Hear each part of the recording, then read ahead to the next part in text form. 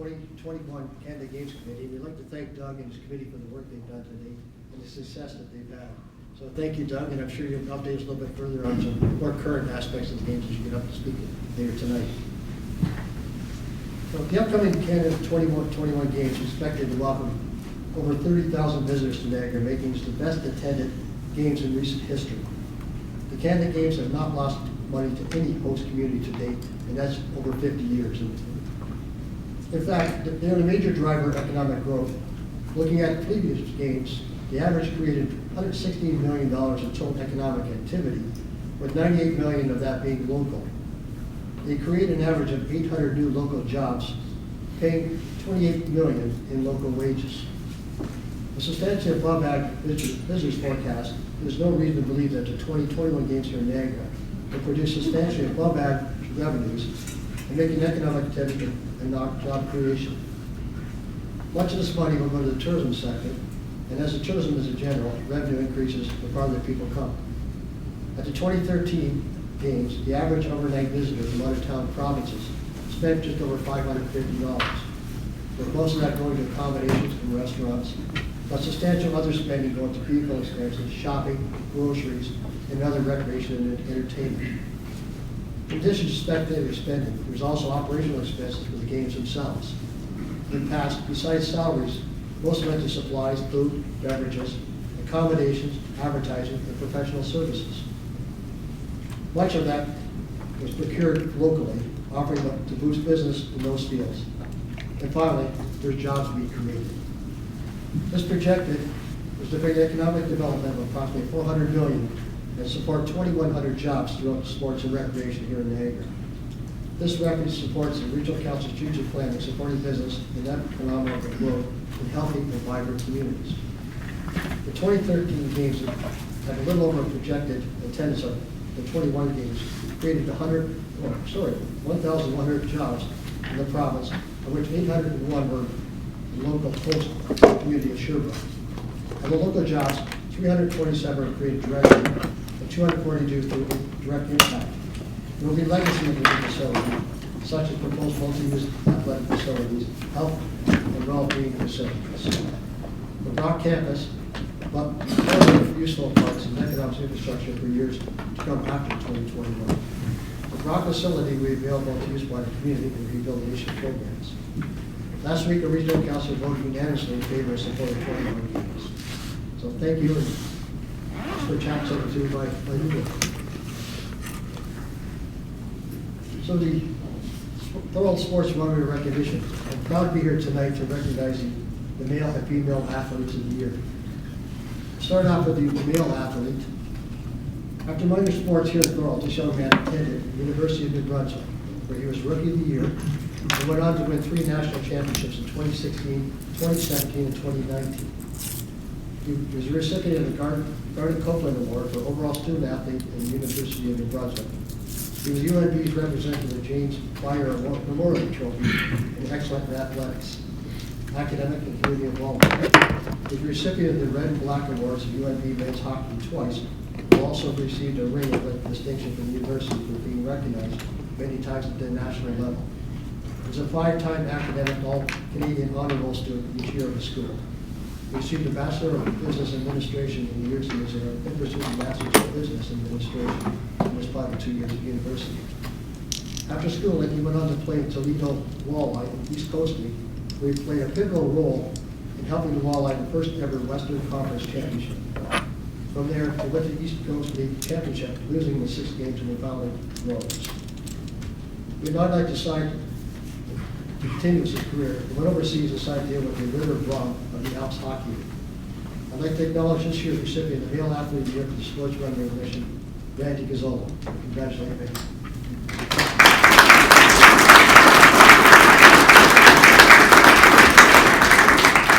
Now we get to the Female Athlete of the Year.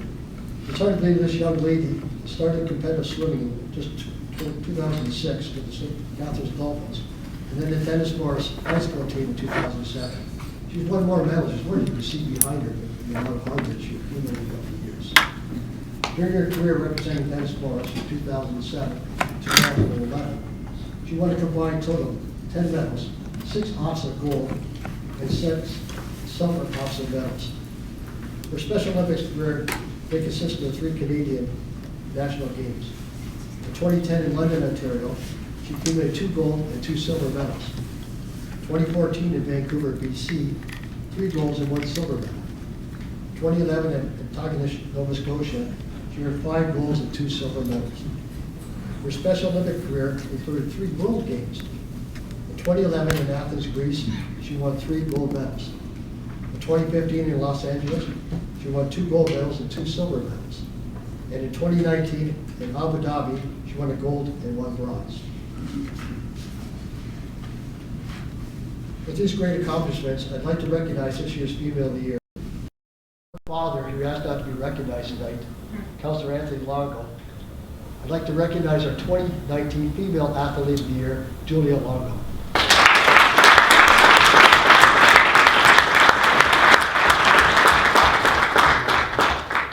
And we have a special announcement tonight. For over 2 years now, we've been working with the White family, and who came forward about 2 years ago to recognize a scholarship for 2 recipients of Thorold.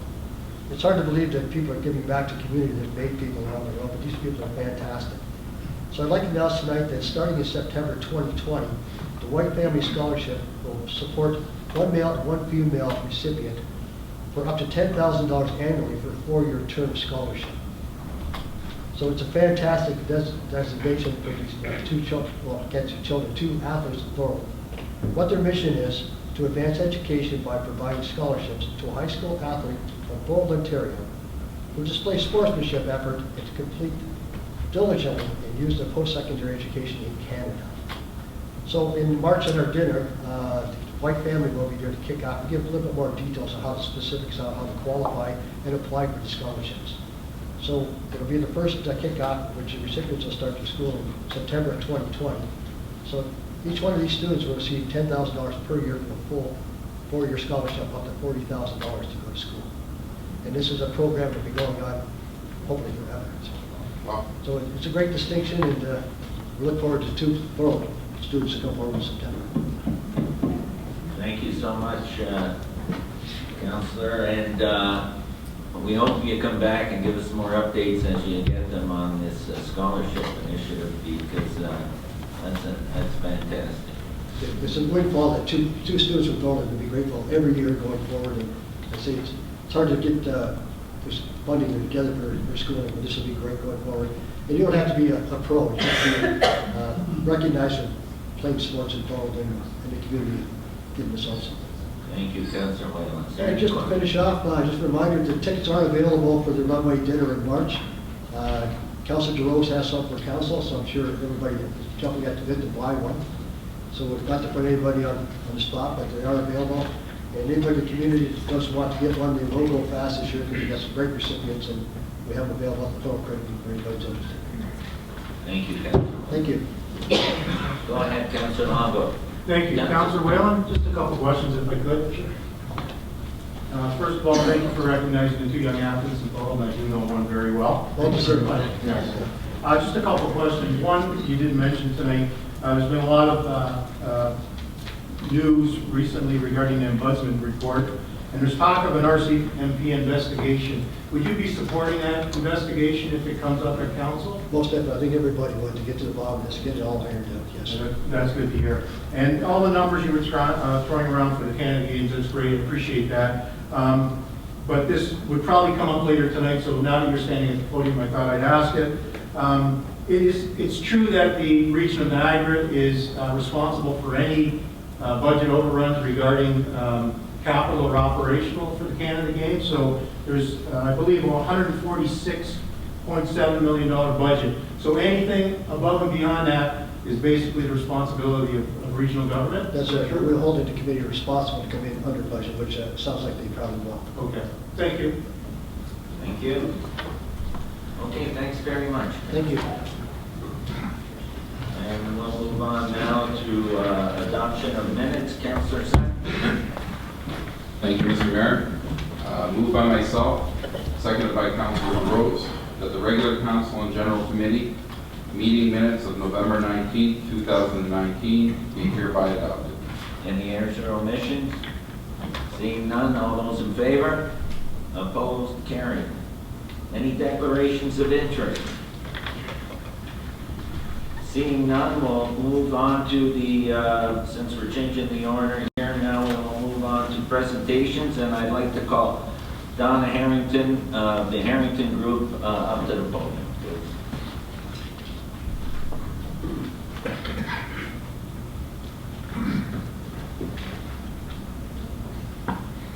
Good evening. I'm here with Joey Hewitt, who is the member for the City of Thorold of the JAC, the Joint Accessibility Advisory Committee. We're here to provide a little celebration for you today. Today is the United Nations Day of People with Disabilities. First declared in 2006, it recognizes the political, economic, and social contributions of people with disabilities around the world. So in order to do that, we would like to present you with our flag. Thank you so much.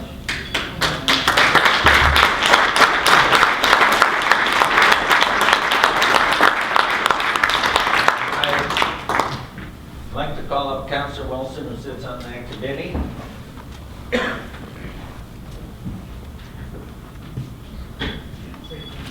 on, Johnny. Come on, thanks so much. Come on, get in here. Get in the middle.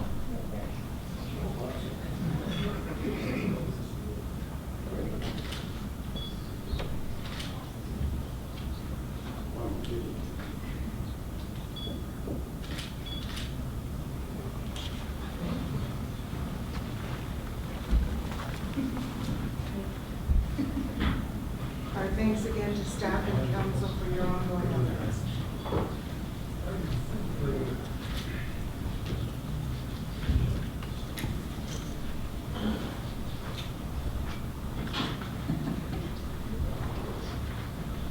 Thank you again, Donna and Joey, and I also want to thank Councillor Wilson for sitting on that committee, as well as Donna Del Vecchio.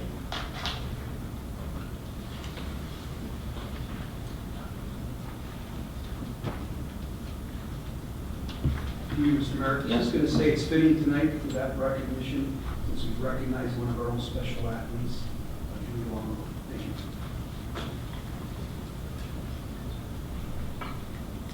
Okay, we're going to move on to public meeting pursuant to the Planning Act. Proposed plan of subdivision and amendment to the City of Thorold Comprehensive Zoning Bylaw 2140-97 to subdivide and rezone lands legally described as part of Thorold Township Lot 71, D12-4-2019, D14-09-2019. Opening remarks and the purpose of meeting and intent of the proposed zoning bylaw amendment. The public meeting is being held pursuant to provisions of Section 34 and 51 of the Planning Act, RSO 1990 CP 13 as amended.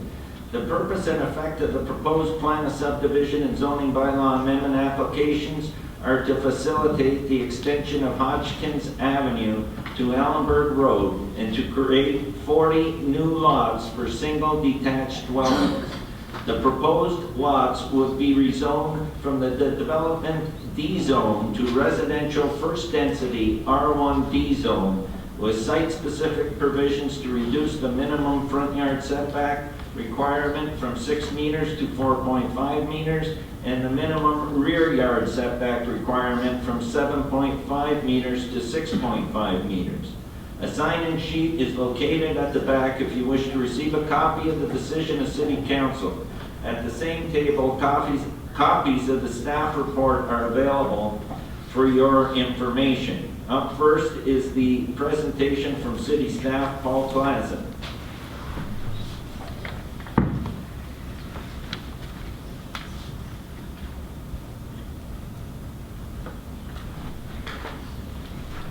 Good evening. My name is Paul Klassen, and I'll be presenting 2 planning applications that were received by the Planning and Development Services Department for the property that's legally described as part of Township Lot 71. So the location of the subject property, the property is located in the community of Thorold South. It's on the west side of Allenberg Road, and it's south of Lynn Crescent. The property is adjacent to the current dead-end section of Hodgkins Avenue. The property is wooded and currently vacant, and abuts residential uses to the north, industrial and residential uses to the east, industrial and institutional uses to the south, and a rail corridor and industrial lands to the west. The property does not have a current municipal address. Staff has received 2 planning applications to facilitate the development of the property, an application for a plan of subdivision and an application for a zoning bylaw amendment. The proposal involves the creation of 40 new freehold lots to be used for single detached dwellings. The proposed lots would front onto an extension of Hodgkins Avenue, which would connect the existing portion of the road to Allenberg Road. The property would be rezoned to an R1D zoning with site-specific reduced front and rear yard setbacks. Property is designated as urban living area within the city's official plan and is zoned development, or D, under the zoning bylaw. The proposed residential first density zoning and the urban living area designation permit the proposed residential use of the property. Pictured on the screen is the proposed subdivision layout. The frontages and areas of the proposed lots would comply with the provisions of the R1D zone. And I'm going to note that an area in the southwest corner of the property has been identified as a tree preservation area as per the tree saving plan submitted by the applicant with the proposal.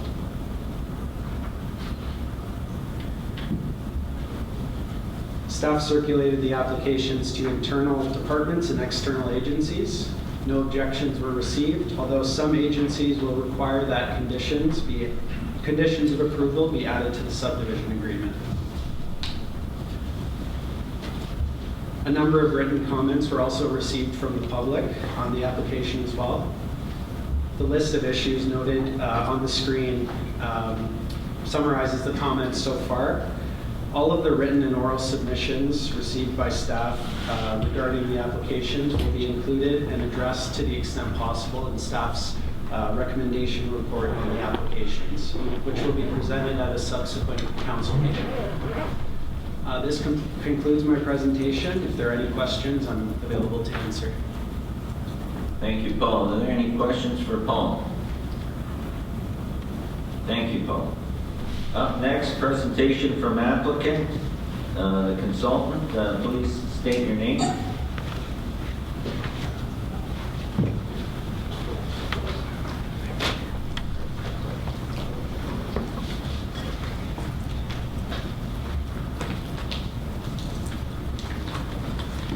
Thank you, Mr. Mayor, members of council and staff. This evening, I'm here with the owners of the subject land to present to you some of the, clarify some of the things presented by staff. Could you please introduce yourselves? We know. My name's Al Haywood. I'm with J.D. Barnes Limited, Internal Land Surveyors. I'm the agent for the owners. I'm Michael Colosimo from Capital Contracting Group. Mitch Williams from Capital Contracting Group as well. So I'll try and be brief this evening just due to the crowd that you have today. With regard to the presentation given, the proposed R1D zoning will be in the new zoning bylaw that's been proposed by and not yet adopted by council, but the R1D zoning will fit everything except the rear yard setback of 6.5 meters. Within the proposed zoning bylaw 60/2019, the garage is going to be set back at 6 meters, and it's only the dwelling portion that we're looking for at 4.5 meters. That will be in compliance with the 60/2019 zoning bylaw once that's adopted. The reasoning for the reduction to the rear yard setback is just due to the setback of the adjoining houses to the north. They are very deep lots with large rear yard setbacks already. To facilitate the rear yard in this proposal, The lots are a little bit shallower than what would be normal. So we're just looking for a little bit of relief there. To the south, in the proposed M2 zoning in the bylaw for 60-2019, the required setback for any structure that might be built to the south would be a 10-meter side yard requirement. So we feel there would be sufficient separation to allow for that 6.5-meter setback.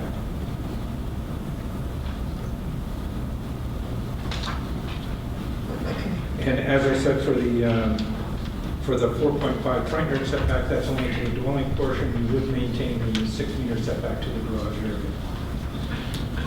The applicants have made all the preliminary reports that staff has requested with regard to a preliminary engineering report, archaeological study, and a justification planning report. They've all been submitted to staff for their review and consideration.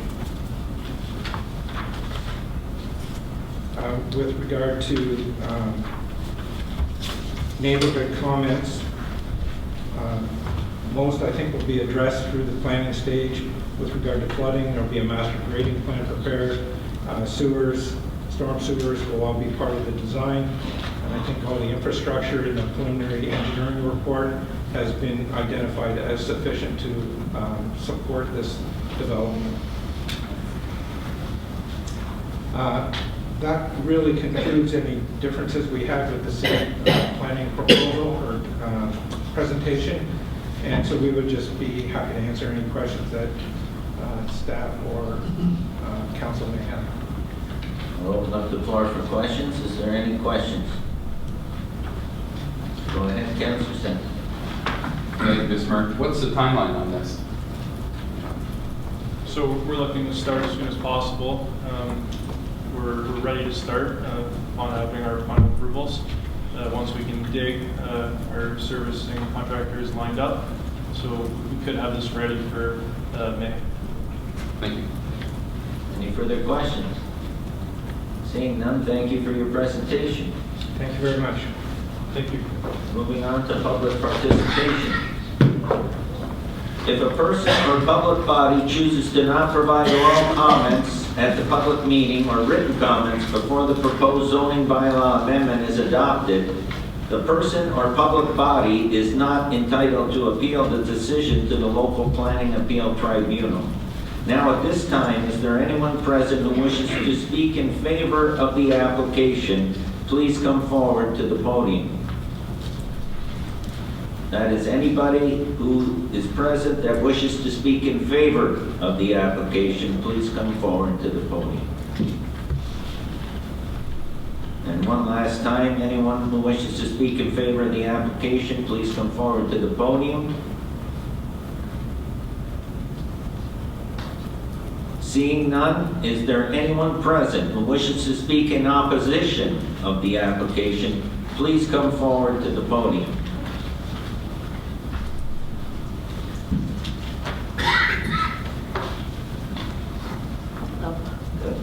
Good evening. Please state your name, please. My name is Lacey Giroux. I live on Hodgkins. Some of the concerns I have with this proposal, number one, the through street. And they say that the city has said that the sewer systems and everything are substantial.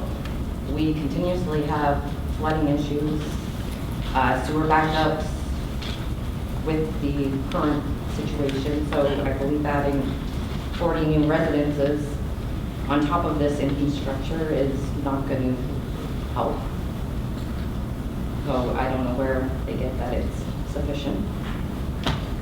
And I've talked to a local business who is adjacent to this property, and they have some concerns over how it will affect their business.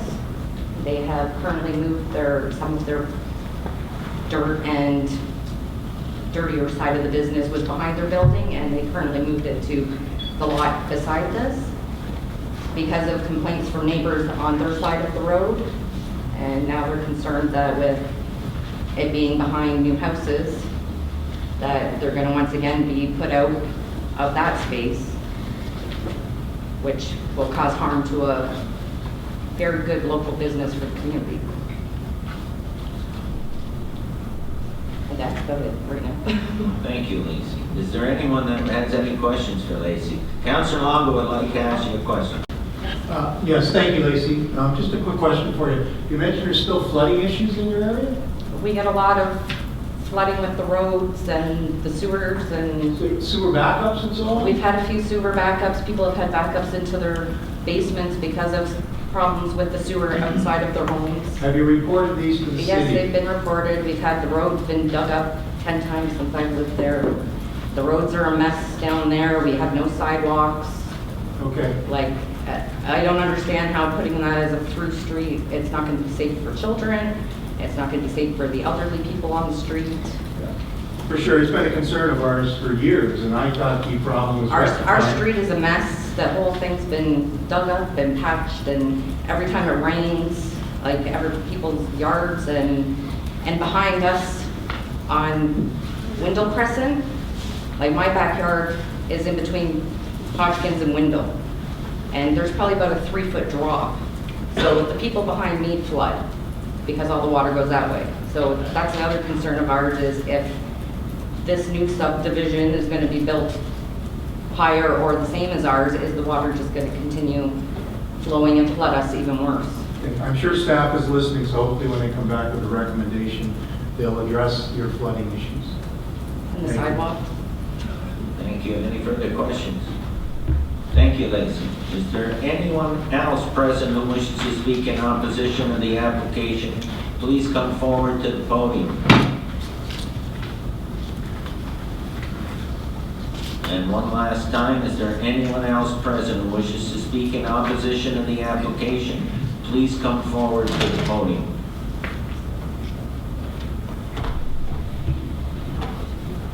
Seeing none, I'll do the closing remarks and closing of the meeting. This fulfills the requirements of the Planning Act, RSO 1990 CP 13, pursuant to sections 34. Go ahead. Hi, my name is Robin Trudell, and I live on Lynn Crescent in specific.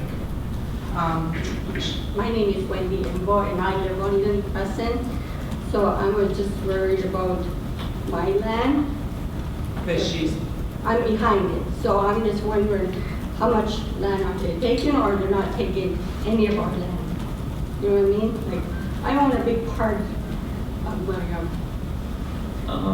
Do you want to answer anything related to that, Paul? Through the mayor, all the development that's proposed will be taking place on the applicant's property. There won't be any taking of anyone's land through this proposal. Okay. Okay. And I would just like to mention, I'm sorry, I was thinking it was Mr. Longo, but I don't think the gentleman's here this evening. I had been confused and showed up at an earlier date for the meeting. There were 3 of us that evening, and I'm one of the women. Yeah. I live on Lynn, and our road is just unbelievable, okay, for water drainage.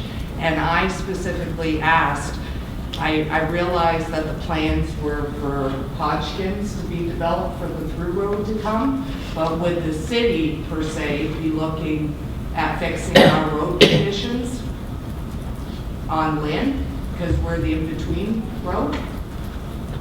I don't know if that's the developer that would answer that question, or the city of Thorold.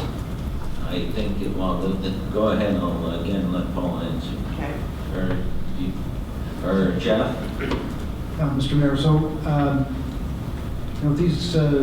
the condition of our road system is evaluated on an annual basis, and we have to maintain the roads to minimum maintenance standards, whether this development takes place or not. So we can go back and have a look at the condition of these roads. I know that Hodgkins has been patched a number of times, and it's probably due for resurfacing. At that time, we can look at the drainage issue that was raised, the road flooding, the storm drainage issue, and then just in addition then to the concern about the sewer backups. I'll review the matter again with our engineering staff to see what the history has been there. I know that there have been some improvements in this area, but there may be some recently that need to be properly addressed.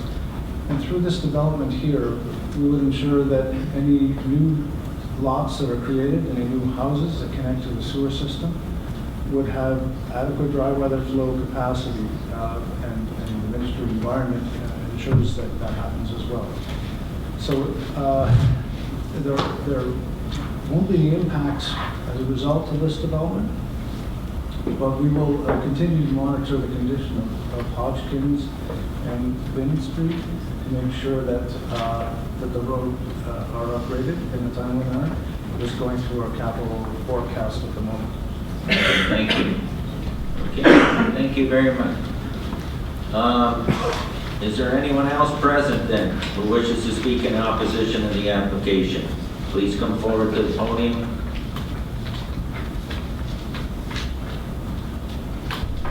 Okay, seeing none. Closing remarks and closing of the meeting. This fulfills the requirements of the Planning Act RSO 1990 CP 13 pursuant to sections 34 and 51. The city's general committee will consider staff's recommendation report, which will be subsequently considered by city council at a future date. Anyone wishing to receive a copy of city council's decision as a result of this application is asked to submit the request in writing to the city clerk. As such, the public meeting portion of this application is now closed. Thank you.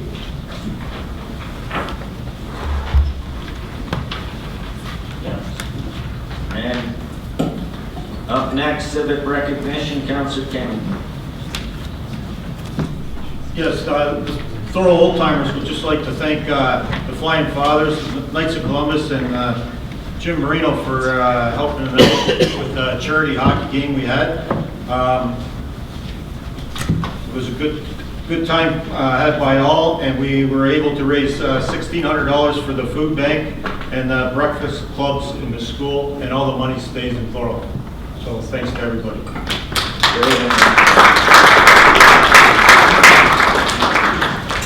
Okay, we have no motions to support. Statement by councilors. I got Councilor Hanlon.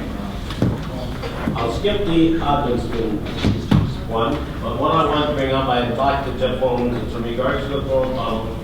Even though we're going to be expecting some closures during snowstorms, what has been happening previous with the closures that they're using? Cottmeyer Road is a through road, to Holland Road, down Holland Road, across the Highway 20. If the traffic is detoured because they closed the tunnel, where they're told to go down the highway. No, but that was only when they were fixing that bridge, which is now back up at Sir. But when the tunnel was closed, instead of going up to the highway and getting on the 406 and going down and using East Main Street or that way, they go down Cottmeyer Road, cut down. Instead of going all the way to Highway 20, they go to Holland Road, and it's deteriorating the road. So I've been talking to Jeff that if I could actually report, we need to restrict the weight allowance on that road, not just in the springtime. We need to do it while the construction is going on in the tunnel, because it's already, the city's been there to fix the road up already, and it's already deteriorated because we got heavy equipment going down there. Jeff, you look at it and have a report on that? Yes. Okay, that's it. I need a motion. I now have the motion on the floor that we have the Director of Operations prepare a report in regards to the road restrictions on Cottmeyer and Holland Road during tunnel closure. Seconder. I got Councillor Sentence. Any discussion? Seeing none, all those in favor? Opposed? Carried. Okay. Thank you. Yes, go ahead, Councillor. Yeah, so I was just wondering, the St. Lawrence Seaway, they have, when their bridges are up and down, when the tunnel's going to be closed, could we possibly maybe talk to them? So if people go to look with the bridges being up or down, if we could get when the tunnel is actually going to be closed on their report, ask them if they would do that for us.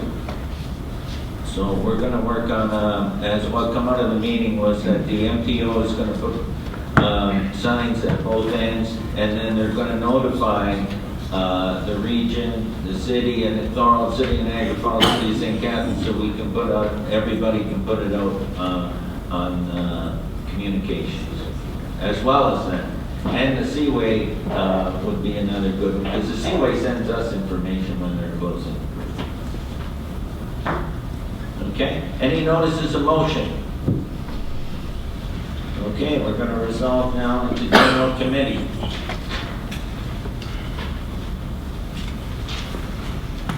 Call to order. Any declarations of interest? Okay, seeing none, we're going to move into delegations, and we have a lengthy list of delegations, and all will be speaking to PWCS 2019-81. Go ahead, Councilor Long. Thank you, Mr. Mayor. I'd like to know if I could put a motion on the floor. Tonight we waived procedural bylaws to allow unregistered speakers to comment on this report and give them a 5-minute limit. There's a motion on the floor. Do I have a second to it? Huh? Oh, it's general committee. I don't need it. Speakers to that motion. Go ahead, Councilor Neal. So this allows anyone to get up and speak? That's correct. Is that correct? 5 minutes.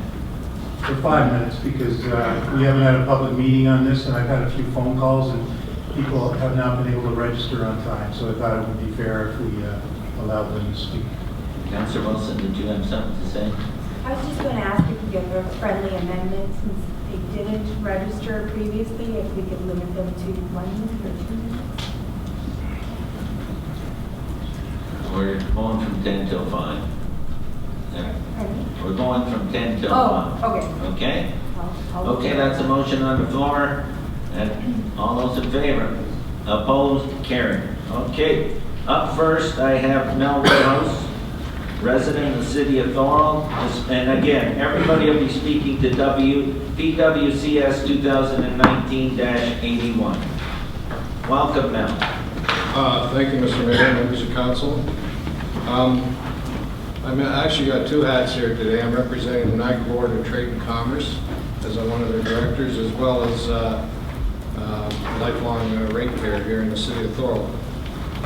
I've also been a city councilor, been a regional councilor and mayor for the city of Thorold. I've sat as a representative as chair of the police board, and currently I am representing the city in on the board of the Niagara Conservation Authority, Niagara Peninsula Conservation Authority. Prior to that, I worked at Niagara College as director of facilities. The latest projects that I built was $100 million in transforming Niagara College campuses.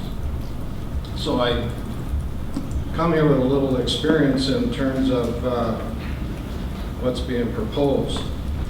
I read all the reports online. Thank you for that. It was very helpful, very in-depth. I also went to the public presentation that was held by Mr. Hamilton and you, Mr. Mayor, at the Senior Center. And I'm not going to get into the financial aspects of all of this because for me looking at it, it's a slam dunk. It's just it's very much in Thorold's favor. So I think it makes a lot of sense. Some of the stuff centers around, trust and confidence in the future. And this is a long legacy, or a very positive legacy project for the city of Thorold and for the Niagara region, as well as St. Catharines and others, Brock University as well.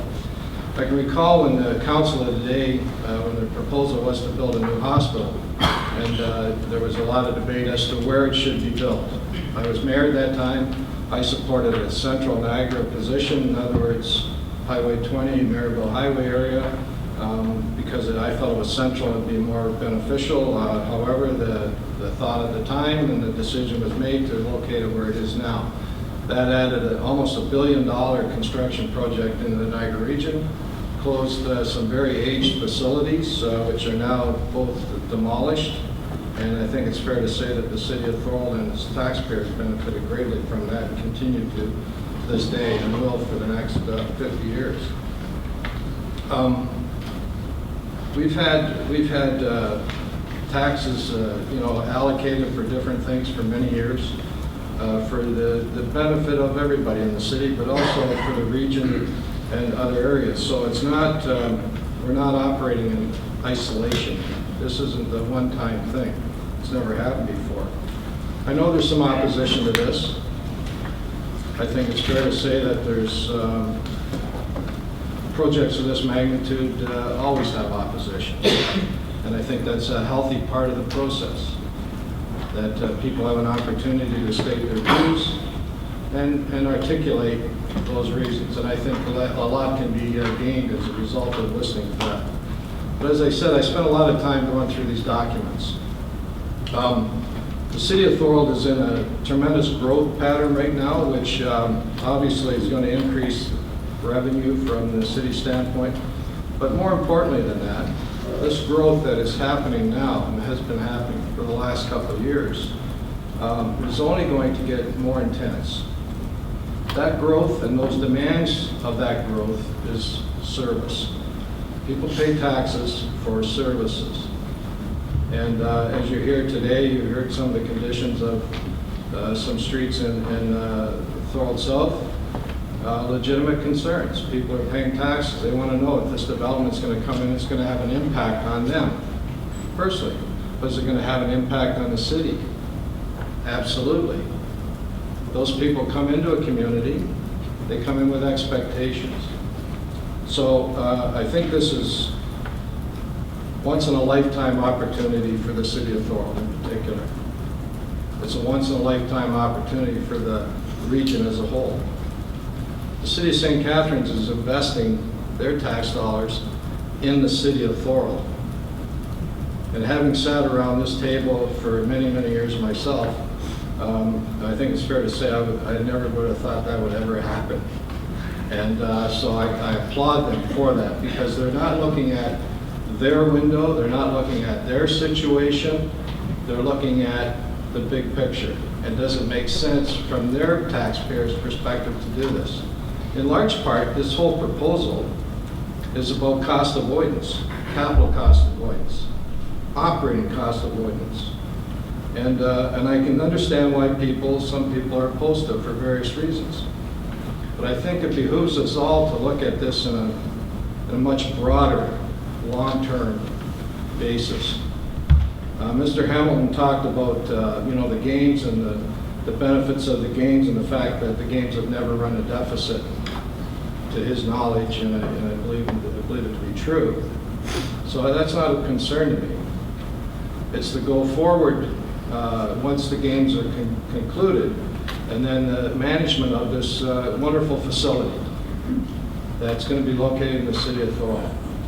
From a business perspective, this is just wonderful. This is like a diamond, a huge diamond was just discovered. We're going to have tournaments, we're going to have activities on this facility for a long time after.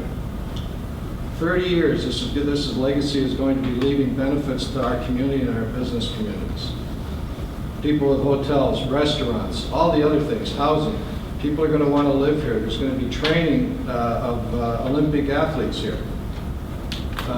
This is a very prestigious thing.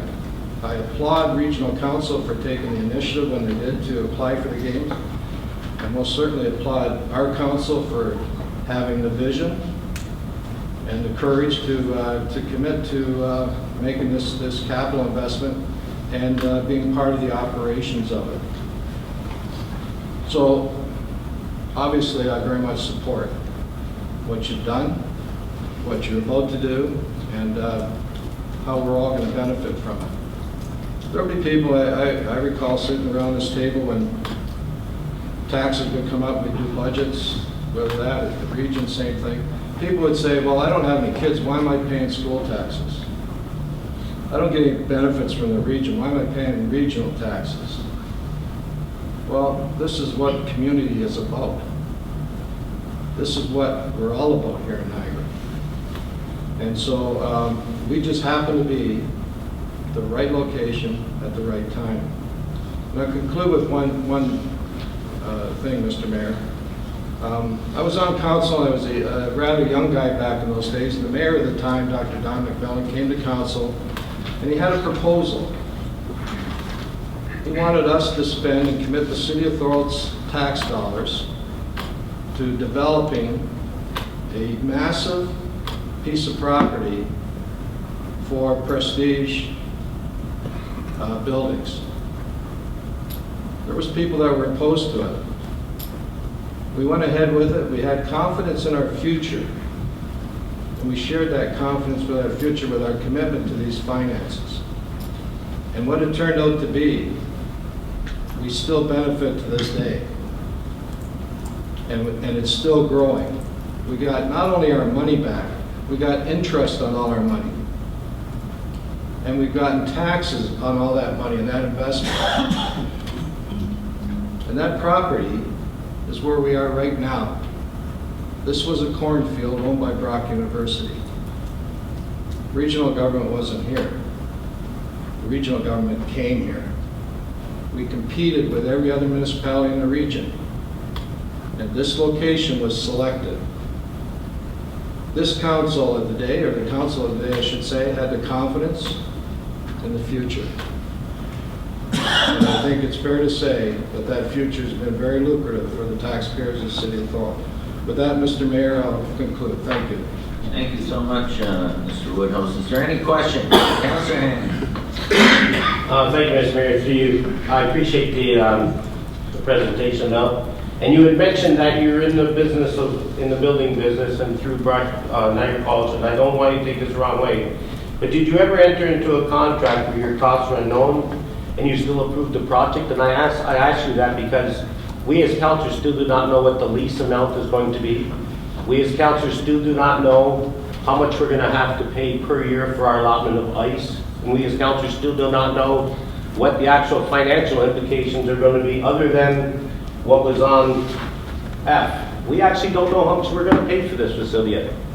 We have no, we know we're giving them $5 million, but we do not know how much we're actually going to pay. It's going to cost the taxpayers a year for ice. We don't have those numbers yet. We don't know how much it's going to cost because we're getting an allotment, so many hours of ice time, and it's up to this municipality to pay the monies up front. We still don't know that number.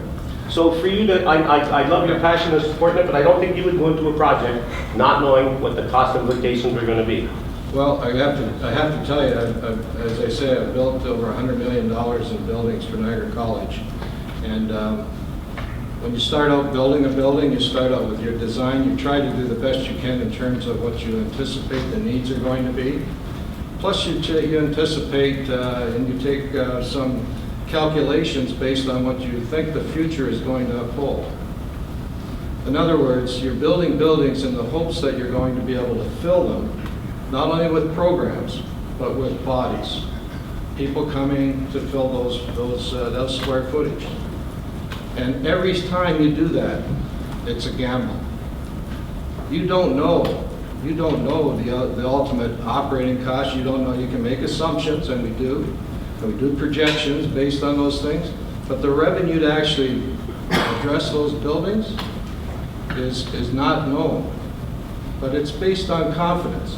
Confidence that you have in what you're doing, and you're doing the right thing, and you're going to go ahead with it. So you take those risks. Everybody does it. It's part and parcel of it. There are a lot of factors that aren't known. You have to look at it from the standpoint.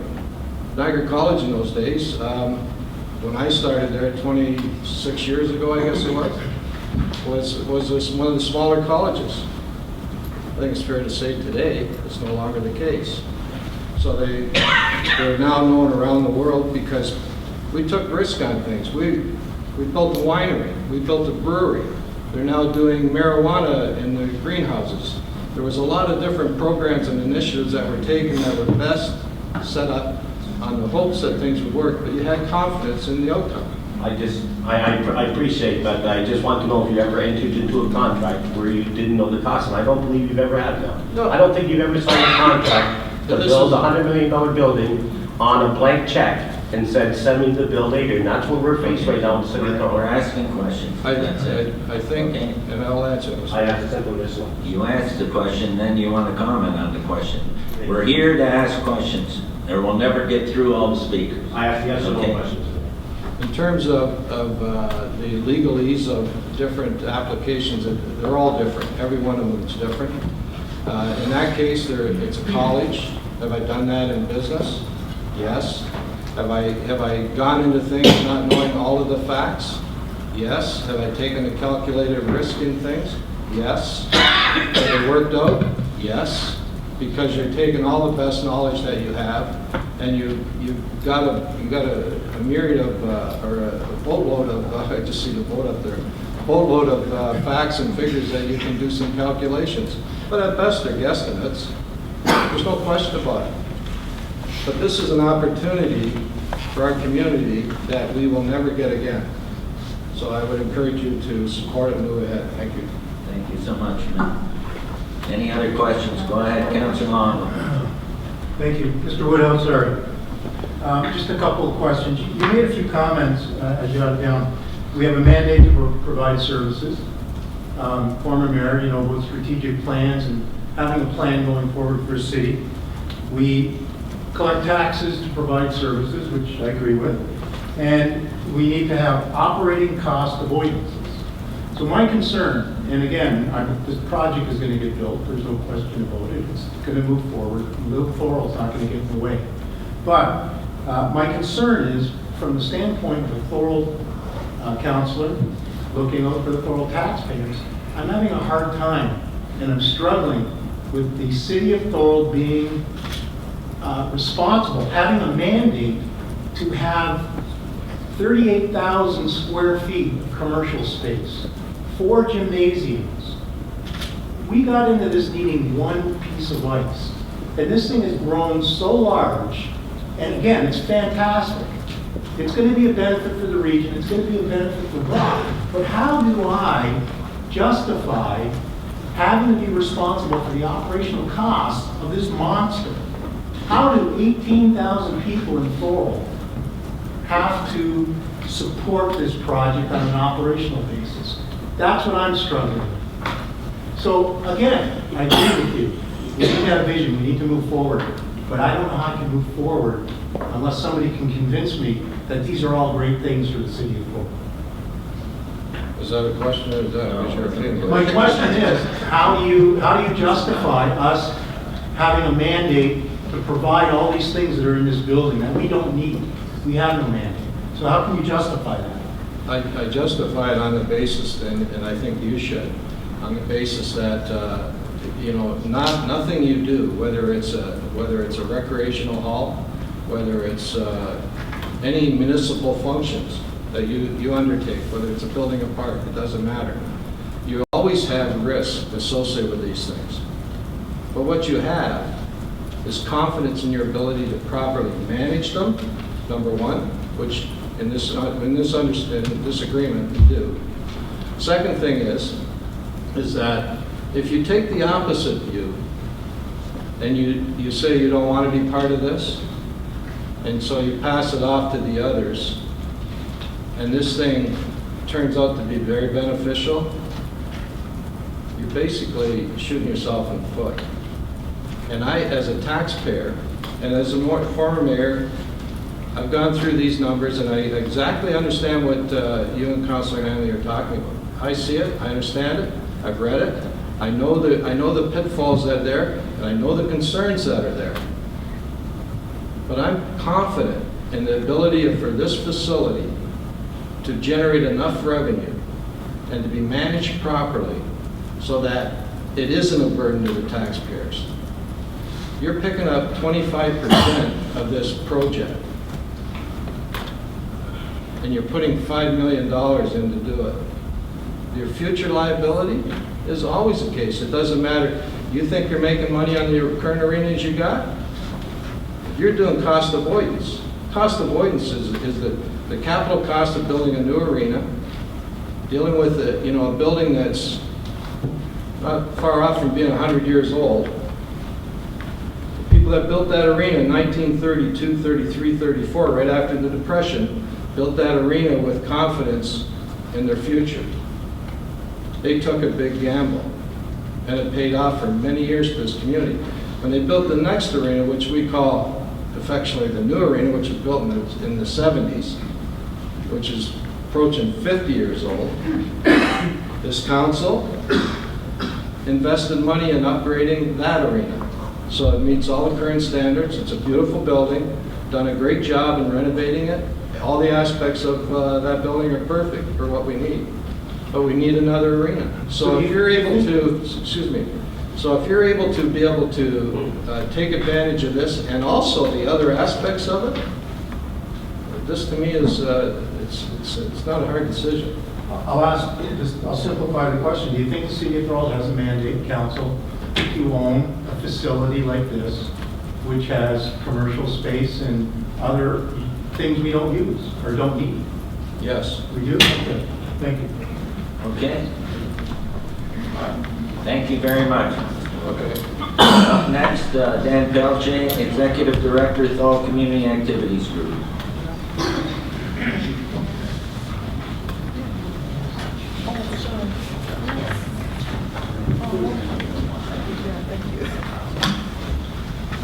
Good evening, Mayor Ugolini, members of council and staff. My name is Kelly Liddycoat, and I'm here this evening with Dan Peltier and Jen Douthwaite, representatives from Thorold Community Activities Group, also known as the TCAG. Thorold Community Activities Group is an independent charity.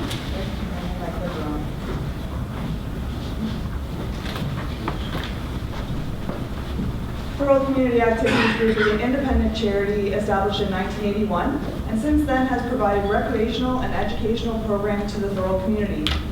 Working in collaboration with many, including the City of Thorold, we are led by a dedicated and enthusiastic volunteer board of directors, guided by President Denise Palumba, myself, President-elect, and a number of other, I'm very sure, familiar names. Our professional staff includes Dan Peltier as Executive Director,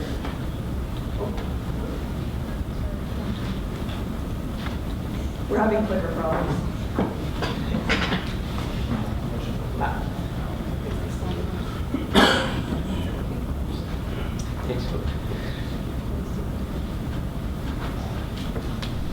Our professional staff includes Dan Peltier as Executive Director, who brings with him more than 30 years in the recreation management industry, and Jen Douthwaite as our Director of Recreation and Leisure, who brings with her diplomas in both recreation and leisure and business administration, as well as years of recreational programming experience.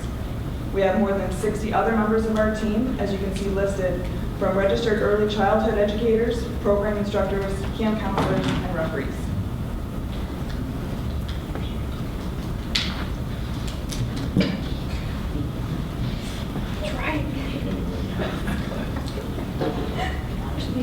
Mayor Ugolini, members of council, I hope that time doesn't count against our delegation. I think that stopwatch is new since I presented here last, and I have a feeling it goes a lot faster up here than when it's down there. If you know the TCAG, you know that we have four main thrusts in terms of our programs. I think you're probably familiar with both of these. We are known to be a leader in licensed childcare. We also have our recreation and leisure membership, our day camp operation. And I'm not sure everyone is aware of our adult co-ed volleyball program, which runs October 1st to May each year. And you can see it has a wide scope with almost 500 individuals. Jennifer's going to speak in some detail to that later. I do want to point out that the recreation and leisure membership program is one that we have a terrific business model there. We made a big change there about 3 years ago to go from a la carte service delivery to all-inclusive membership, and it's been very successful. These are the financial records that show our growth over the last 5 years. Each column shows this is from audited financial statements for each of the first 5 columns. 2014 through 2018, you can see that these are the gross revenue numbers at the bottom, and we're not here to talk just about money, but this indicates these are bums in the seats. This means that we're programming and we're getting more people active in Thorold, and we're quite proud of that and fortunate to be in a successful position. The final number is projected for this year with 10 months of actuals. You can see we've more than doubled our scope, and those are people that, they're your residents, by the way, they're speaking with their feet to come and participate in our programs. That, I'm sure I just pressed this here. So in summary, we've had 87% total growth. through the last 5 years. And this year, we're going at another 26% annualized growth through the first 10 months. Summer camp registration, Jennifer will also speak to that, has increased 5-fold over the last 5 years. Our child care registration has tripled in 4 years. And the programming, the recreational programming, has gone from delivering 12 hours a week to over 60 hours a week at our 131 Richmond site. You can see there's been some growth in adult co-ed volleyball. It doesn't compare by percentage or scope to the growth. It's still healthy growth from 29 to 44 teams. But Jennifer's going to speak to some of the limitations on the growth in that program.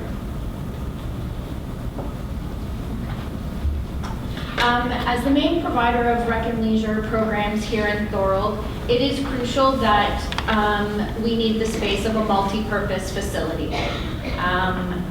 I know that it was stated earlier that there's no need for gymnasiums or there's no need for these other spaces. There is a need. We currently cannot meet the demands of our members and our community. On a weekly basis, we are renting gymnasium facilities not only in Thorold, but half of them we rent in St. Catharines, Niagara Falls, and Welland. I continuously have to address why we are not able to get space in Thorold, why we have to drive to other municipalities to receive certain services, and the simple explanation is our facility cannot meet the demands, and the city of Thorold currently does not have anything to offer to us to rent to meet the needs of our citizens. As Dan has stated, for example, our volleyball league. We are the second largest volleyball league in the area. However, we are only able to offer it one evening a week because all the other gymnasiums are booked by private clubs, or the city doesn't have a facility to offer us to meet the needs of our citizens. So we have Thorold residents driving to other municipalities to receive services where they then shop, run errands, and spend money when we could be giving them the services here in Thorold where they will stay and put their money back into the community of Thorold. It also would give us the opportunity to expand our programs, mainly our youth programs. I am constantly approached as to why we don't have a volleyball league for youth. I don't have the space to offer that program. Our summer camp, we don't have the room at our current location, and we have to cap the numbers and turn people away. With access to a multi-use facility, we would be able to take everyone who wants to join in the camp experience and give them the service that they deserve as a resident of Thorold. Again, we would also have the opportunity to expand our volleyball league by offering beach volleyball. I am constantly requested to run a volleyball league in the summer on sand. There is nothing available in the area for me to do this. This causes our current teams to have to go to St. Catharines, Welland to participate in beach volleyball when they have stated they would prefer to stay here. As well, a lot of our elderly members have always showed interest in a walking club. We would be able to offer this type of service with the walking track, as well as proper change rooms, showers, and fitness centers. Does anyone remember this document? It's a City of Thorold document. I have to apologize right up front. It's draft, and as far as I know, it was never taken to another draft. But I am going to refer to it because that's directly from page 22, where in this draft, the city identified as part of the 5-year strategic plan under the heading of community well-being to provide strong and focused recreational and cultural amenities and services. I've highlighted in bold the bottom bullet, which was to review potential of a multi-purpose facility, including library, arena, community center, that type of thing. We were invited as stakeholders, by the way, to give feedback. We did that. We proposed a shovel-ready checklist that we put together, which was reviewed by Mayor Luciani and I believe Council. Your decision at the time was to have Councillor Mike Sharon go along with me to present this shovel-ready checklist to MP Badaway, since this type of project always needs upper tier support. The feedback from MP Badaway was that this was dead on, and he did caution us at this time, because this was on the horizon, to check and see what happened in Canada's Summer Games. With a multi-purpose facility, there are endless benefits, mostly to keep our residents here in Thorold, and it's also a service that they deserve. And again, as council, their main stage was to bring business and create jobs. This would be a huge opportunity for this.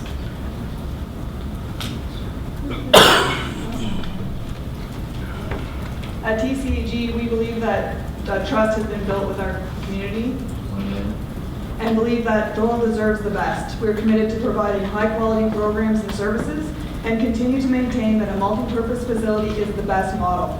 We support the local investment into the proposed Canada Summer Games park facilities on Merrittville Highway in Thorold if community-based recreation organizations are given priority access to the publicly funded facilities. Is that it? Thank you very much for your presentation. Is there any questions? Go ahead, Councillor Wilson. Thank you, Mr. Mayor. Kelly, Dan, and Jennifer, thank you for being with us this evening. I'm really excited actually to hear this presentation. First of all, I love your group. My son goes to your day camp, I think 2 years in a row, and did some after school as well.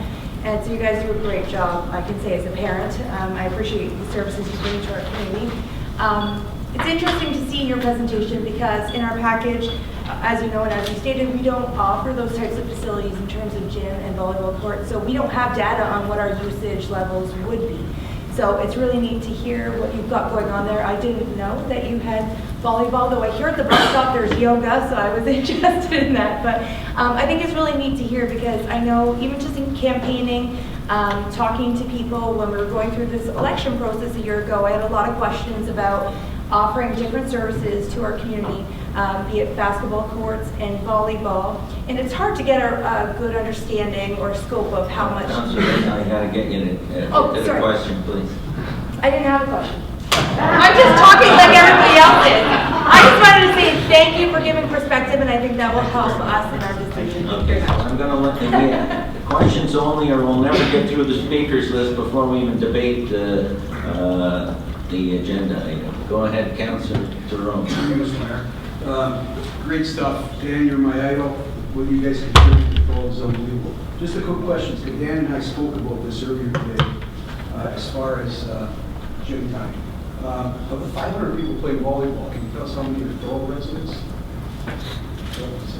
We don't track it exactly, do we? 75 to 80% are Thorold residents. We do track it. Thank you. Any further questions? Councillor Neal. Yes, Mr. Mayor. Would you utilize the new facility, the 4 courts, the running track and all of those types of venues? So we like the design. The space looks great. However, we did not have access, like the rest of you, to the cost information until recently. So we have not been able to crunch any numbers around a program plan and a business plan that would support these. We love the space. We would like to, this would be a better space at the same cost to operate our Thursday night program all under one roof in Thorold. And we would like to have at least probably a second night, at least one other night, and then into beach volleyball in the summer. If we could make the costs work, because we charge participants, we have to cover our costs. So we have to pass it on to them, their fees. Go ahead, Councillor Longo. Quick questions. Dan, do you know the cost of gym time in the facility? Did you find that in the report? Yes. We saw $125 an hour, I think, per court. And that's satisfactory for you? It doesn't look like we can make it work at that cost. Okay, so it's not good. Yeah, it doesn't look like we can make our program. We would have to increase our fees in order to rent that space and run the program the way we do now. Or continue to use the gym you use now? Yeah. Okay. My next question, do you know that your organization would not be allowed to run camps there because Brock has exclusive rights to run their own camps? Yeah, we did catch that in the report and What do you think about that? raised that concern. We had a concern with the language around exclusivity to another organization on running camps. Yeah. A lot of people, it's an open market. Even though we're a charity, we compete in the market to run all of our programs, including our day camp. We like to see ourselves as the champion of the public sector in Thorold for delivering all of our programs, especially day camp. Oh, yeah, do a great job. There's no question about that. So you can't afford gym time, possibly. You can't run camps. Do you think that exclusivity is a fair partnership agreement? An equal partnership agreement? Quick question. Yeah, the exclusivity clause was of concern to us. Thank you. Councilor Neal. Yes, Mr. Mayor. Could you crunch the numbers so that you can make a go of it in the new facilities? So we're going to work on those kind of plans now. Yeah, this is all brand new, and everybody's going to look at it, and even the organization will run the new facilities will change as the next year goes on as far as number crunching is concerned. Jennifer and I met this afternoon to try and do some preliminary approaches with some new strategies. Okay, any further questions? Go ahead, Councilor I Wilson. have a question, Scott. What is the difference, if you know offhand, between the hourly rate for the gym at this new proposed facility versus where you're renting now? So we rent from the two school boards, and as a charity, it's highly discounted. It averages Per night, per gym, it averages $55, and that's for 4 hours a night in each gym. And we're currently in 6 of them. Go ahead, Councilor. I guess my question to you guys, are you excited for the possibility that you could have use of the facility? Yes or no? Is this something that's going to benefit the TCAG?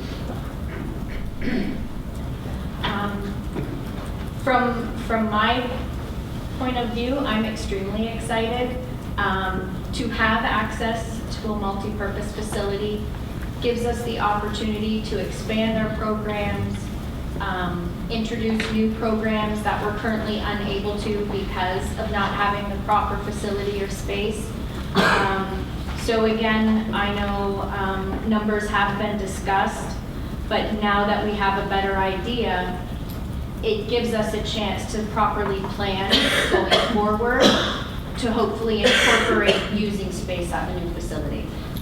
So, and just one more question. So although there's a few stumbling blocks with some of the language in the proposal, you're still for the facility? Yes or no? Yes. Thank you. Councilor Zach. Thank you, Mr. Mayor. I guess my question is for Mr. Bowman. We talked, I've met with a lot of people and talked to a lot of people. The idea is today to pass or not pass what we're doing, and then we are still talking to the user groups to Ask see. a question, please. Are we talking to the user groups after this to ask what they need and what they want and potentially wording and stuff like that? That'll save that for the discussion later. Only questions to the presenter. Okay, sorry. Okay. Okay, no further questions? Oh, thank you very much for your presentation. And then I have Dan Pelcher on behalf of Parks, Trails, and Recreation Committee.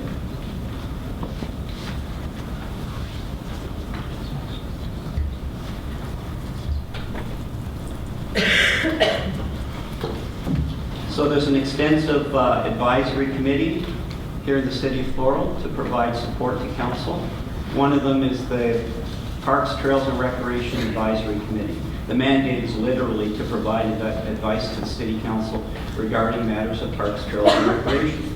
Our term of service like all the other committees, coincides with the term of council. We're comprised of myself as chair, Vice Chair Tony Vandermaas is here tonight. I think Jean Amelia Swire is somewhere here in the building. And you can see from the list of the other volunteer members of the committee that there's a breadth of experience in minor sports and business and so on. Great, it's a strong committee. We get city council representation from councilors Kenny and Sentence, and city staff report from manager of community services Curtis Dre, new recreation supervisor Stephanie Jarvis, and Joanne Goulet as deputy clerk is our administrative support. This issue regarding the Canada Summer Games has obviously been on the radar of many of us for some time, including the committee. So we realized some time back that this whole proposal had major impact for significant impact on the landscape of the city of Thorold's recreation scene. We've diligently followed the progress, like many of you have, and the development of the plans as they have unfolded week by week, month by month. We have all endeavored to seek the best possible information available from reliable sources, resource persons involved in the development of the plans.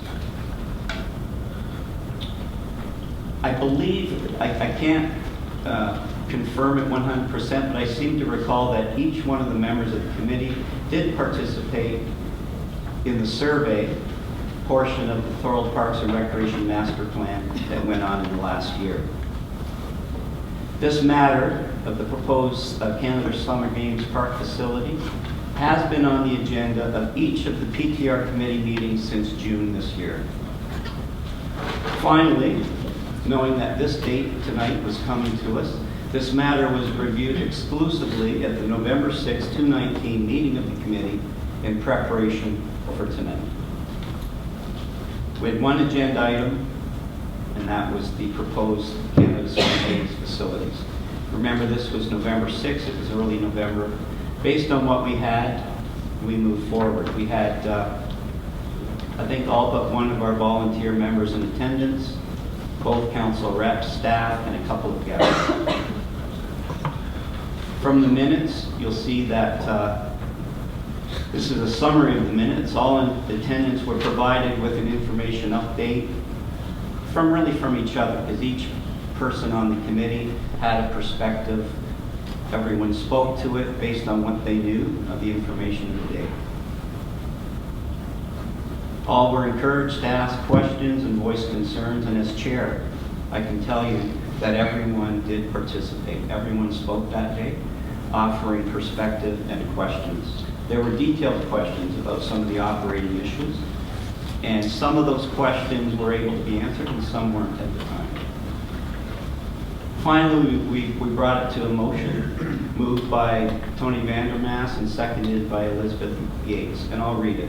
That the City of Thorold Parks, Trails, and Recreation Committee is in support of the city's formal participation as a member of the Stakeholders Consortium along with Brock, City of St. Catharines, and Niagara Region, as a vested supporter of the proposed capital plan, subject to viable operating plan from city staff, and it was carried unanimously.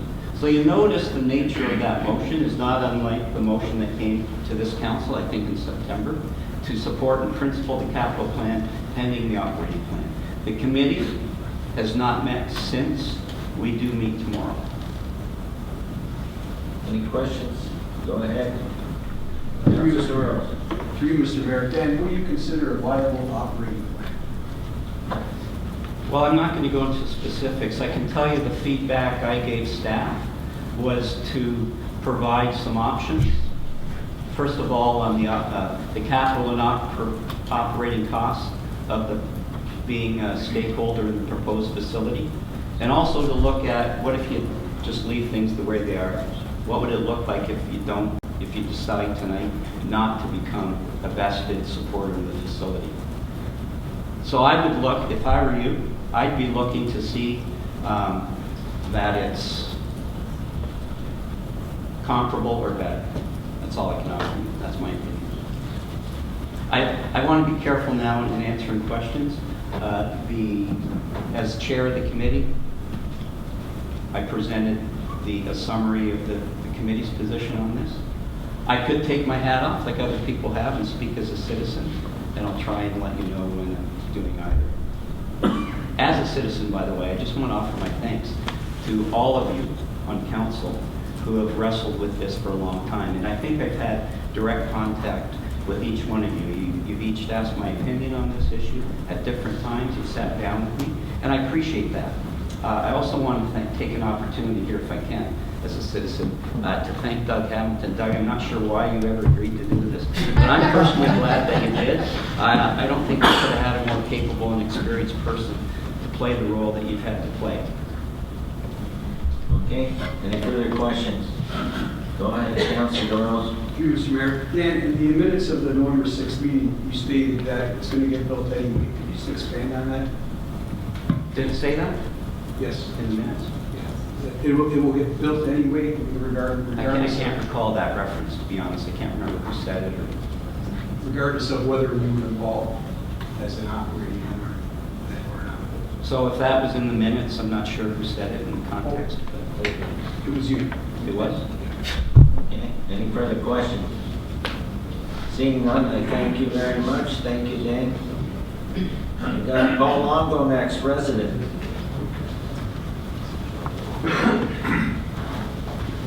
Good evening, Mayor and members of council. I'm here to address a couple concerns I have about the long-term financial impact that this facility could have on ratepayers of Thorold. It seems to me when this was first brought to council to consider, the capital cost for the whole games was $98 million. The most recent information I found on the city's website last week now shows it at $111 million for the complete capital costs. That number is increasing. The bid closed at the end of October, and we've yet to hear any financial information with respect to the bids. The most recent estimate that I have found for the Summer Games Park and Hanley Island together is $88 million. The talk within the local construction committee is that there were two bidders for the project, with the high bid at $114 million and the low bid at $104 million. If this is the case, the projects already are significantly over budget before shovels even been put into the ground. So I'm very concerned that as a city, after the games are over in 2021, and this facility still has to be completed, would the city be responsible for any portion of a cost overrun, seeing that we would be a one-quarter owner? My other concern is that I haven't seen any monetary figures with respect to the land lease with Brock, but I have seen and I have read that it's a 38-year lease. So with that being said, with the annual capital renewal of over $1.2 million, the facility should be in excellent shape in 38 years. So has there been any consideration given to what's going to happen at the end of the 38-year lease? That's all I have. Thanks for your time. Any questions for Paul? I think some of those have been answered as we go through the report.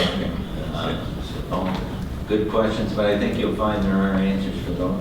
Thank you very much. I've got Jean D'Amelio Swire, Chair of the Age-Friendly Committee.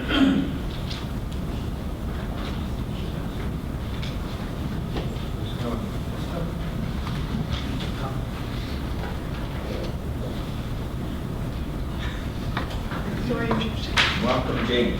Sorry, Mr. Mayor, I thought I was further down the list. We moved you up. No. Okay. Mr. Mayor, councilor, staff, guests, thank you for allowing me to speak tonight. The message that I want to convey in my presentation is that what we are supporting is a multi-use, multi-generational center. My name is Jean D'Amelio Swire, and I am chair of the Thorold Age-Friendly Committee and a member of the Age-Friendly Niagara Leadership Council, striving to create a community for all ages, rooted in the 8 dimensions of the World Health Organization for Aging Well. I'm here in support of City of Thorold funding allocation for the Sports Abilities Health and Wellbeing Center. My comments related to the 2 ice pads in the center will be limited.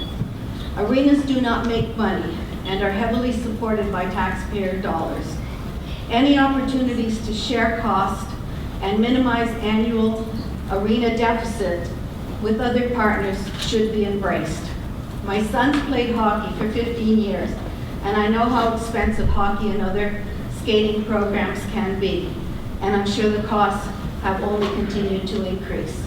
The sharing of 2 ice pads can provide opportunities for cost sharing and savings, increased efficiencies, better use of staff and volunteer time, and increased opportunities for program availability and affordability. I want to concentrate the rest of my presentation on wellness, fitness, opportunities, and multi-generational aspects of the center, that replacing the old arena at a cost well in excess of $5 million, which I understand is what council would be committing, would not provide. For example, the gyms will be used by various age groups for wrestling, volleyball, and a number of other activities for all ages. I'm also hoping that pickleball courts will be considered, as pickleball is very popular among older adults and all other ages. Health and well-being centers are critical to an increasing population.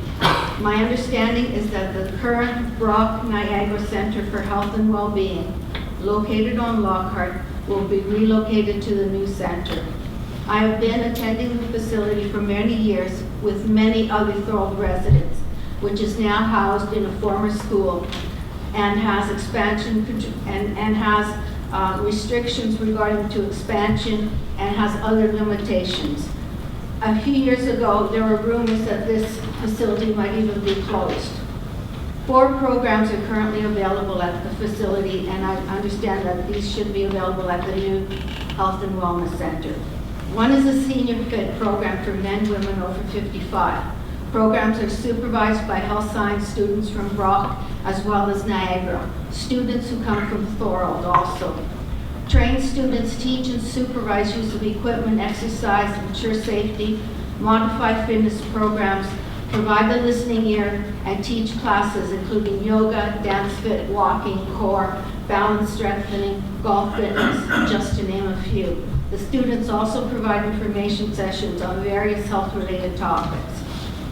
The Heart Strong program caters to individuals with known cardiovascular disease, including those who have experienced heart attack, angina, angioplasty, and/or coronary bypass surgery.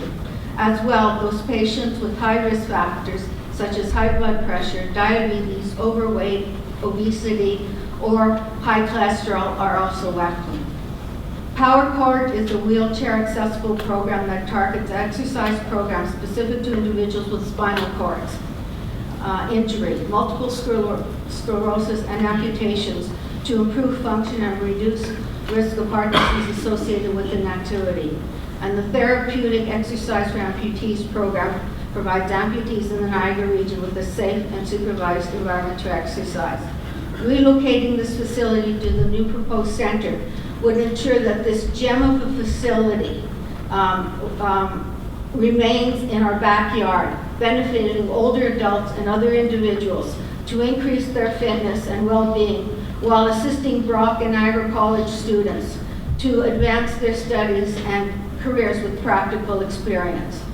A proper walking track as proposed could assist many older adults as well as individuals of all ages, as an indoor walking track is not subject to climate issues, and also it will help improve balance and reduce the risk of falling on uneven surfaces outside or in walls. This track, again, would be used by many age groups. 2 last comments. The center will have a number of meeting rooms, and some will be available to various volunteer groups and organizations. I know there's a critical shortage of meeting space, and again, this would be another benefit. Lastly, I understand there will be free parking, which is necessary necessary to make the facility accessible to various groups, special events, and spectators. In conclusion, I urge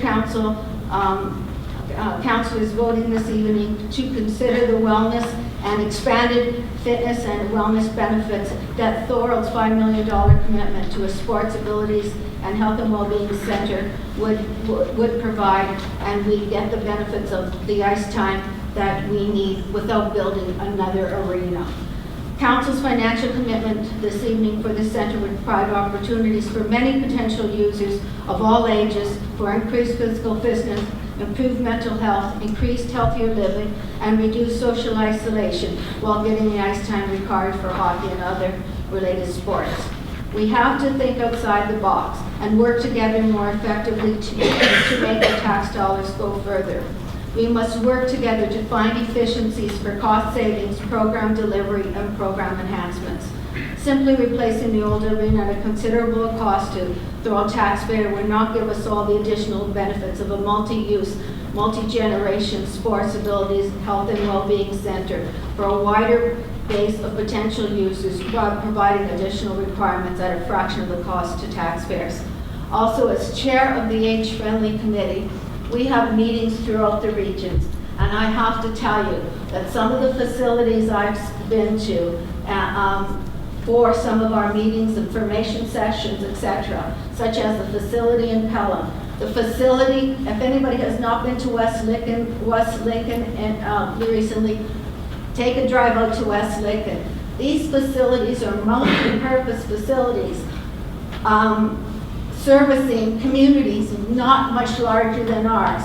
It's time we stop thinking like a small 15 or 18,000 residents. It's time we start looking at the bigger picture. We start cooperating with other partners to make our tax dollars go further. Thank you, Jean. Questions, councilors? This is a question. Thank you, Jean. If I could applaud, I would. That was amazing. I love that you explained the programming. I just wanted to clarify, because there was a question earlier about the need for commercial space in this facility.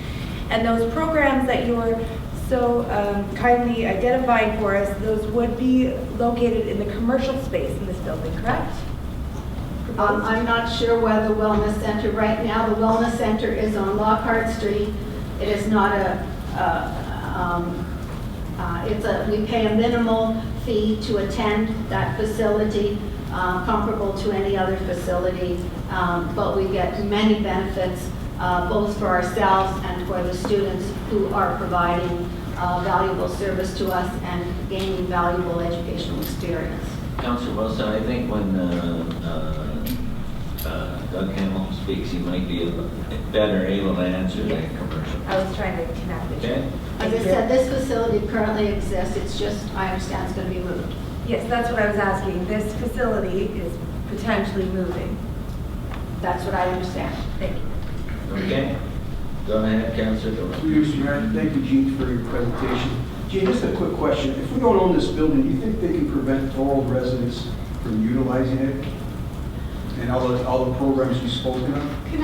I think it's really sad that we have to, at this point, think that we cannot work in partnership with St. Catharines, Thorold, the region, Brock, to make this facility work, to find ways to serve our community better.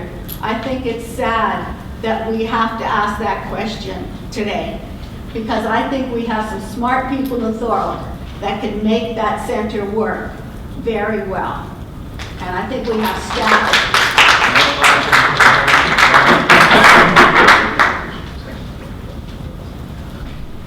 Okay. Thank you. Any further questions? Go ahead, Councilor. Thank you, Jean. Great presentation. I agree with you on Brock Wellness. Fantastic organization. But my concern, and I can hear your passion for it. Well, my question is, healthcare with Brock Wellness is more of a regional responsibility. And my concern is, from a Thorold taxpayer standpoint, do you think we should be subsidizing or getting into the healthcare being a healthcare provider. That's all.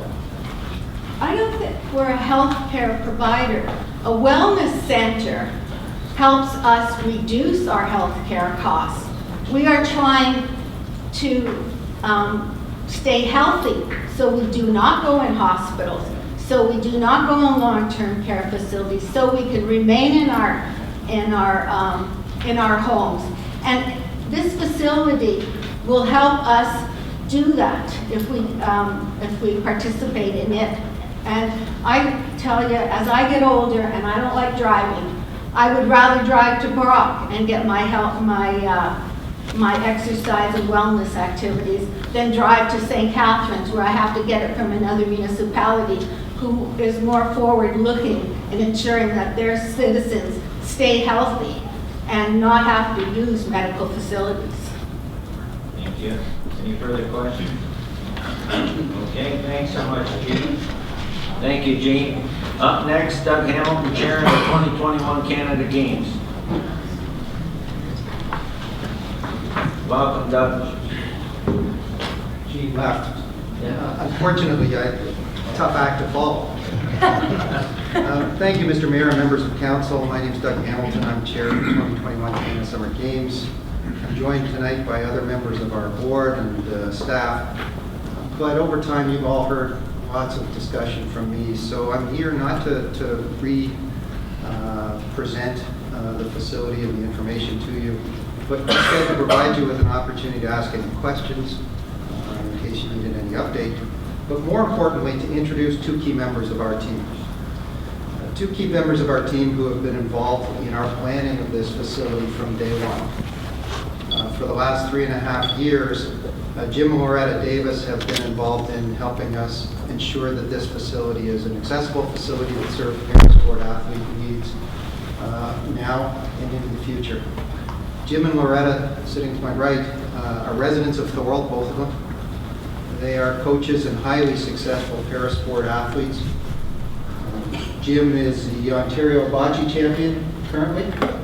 He's coached, also coaches wheelchair basketball. Loretta, his wife, plays wheelchair basketball, so she's coached by Jim. And in turn, she coaches Jim in bocce. I'm not sure how they make that work, but perhaps as a testament to how difficult Jim is to coach, Loretta won the Ontario Parasport Coach of the Year this year.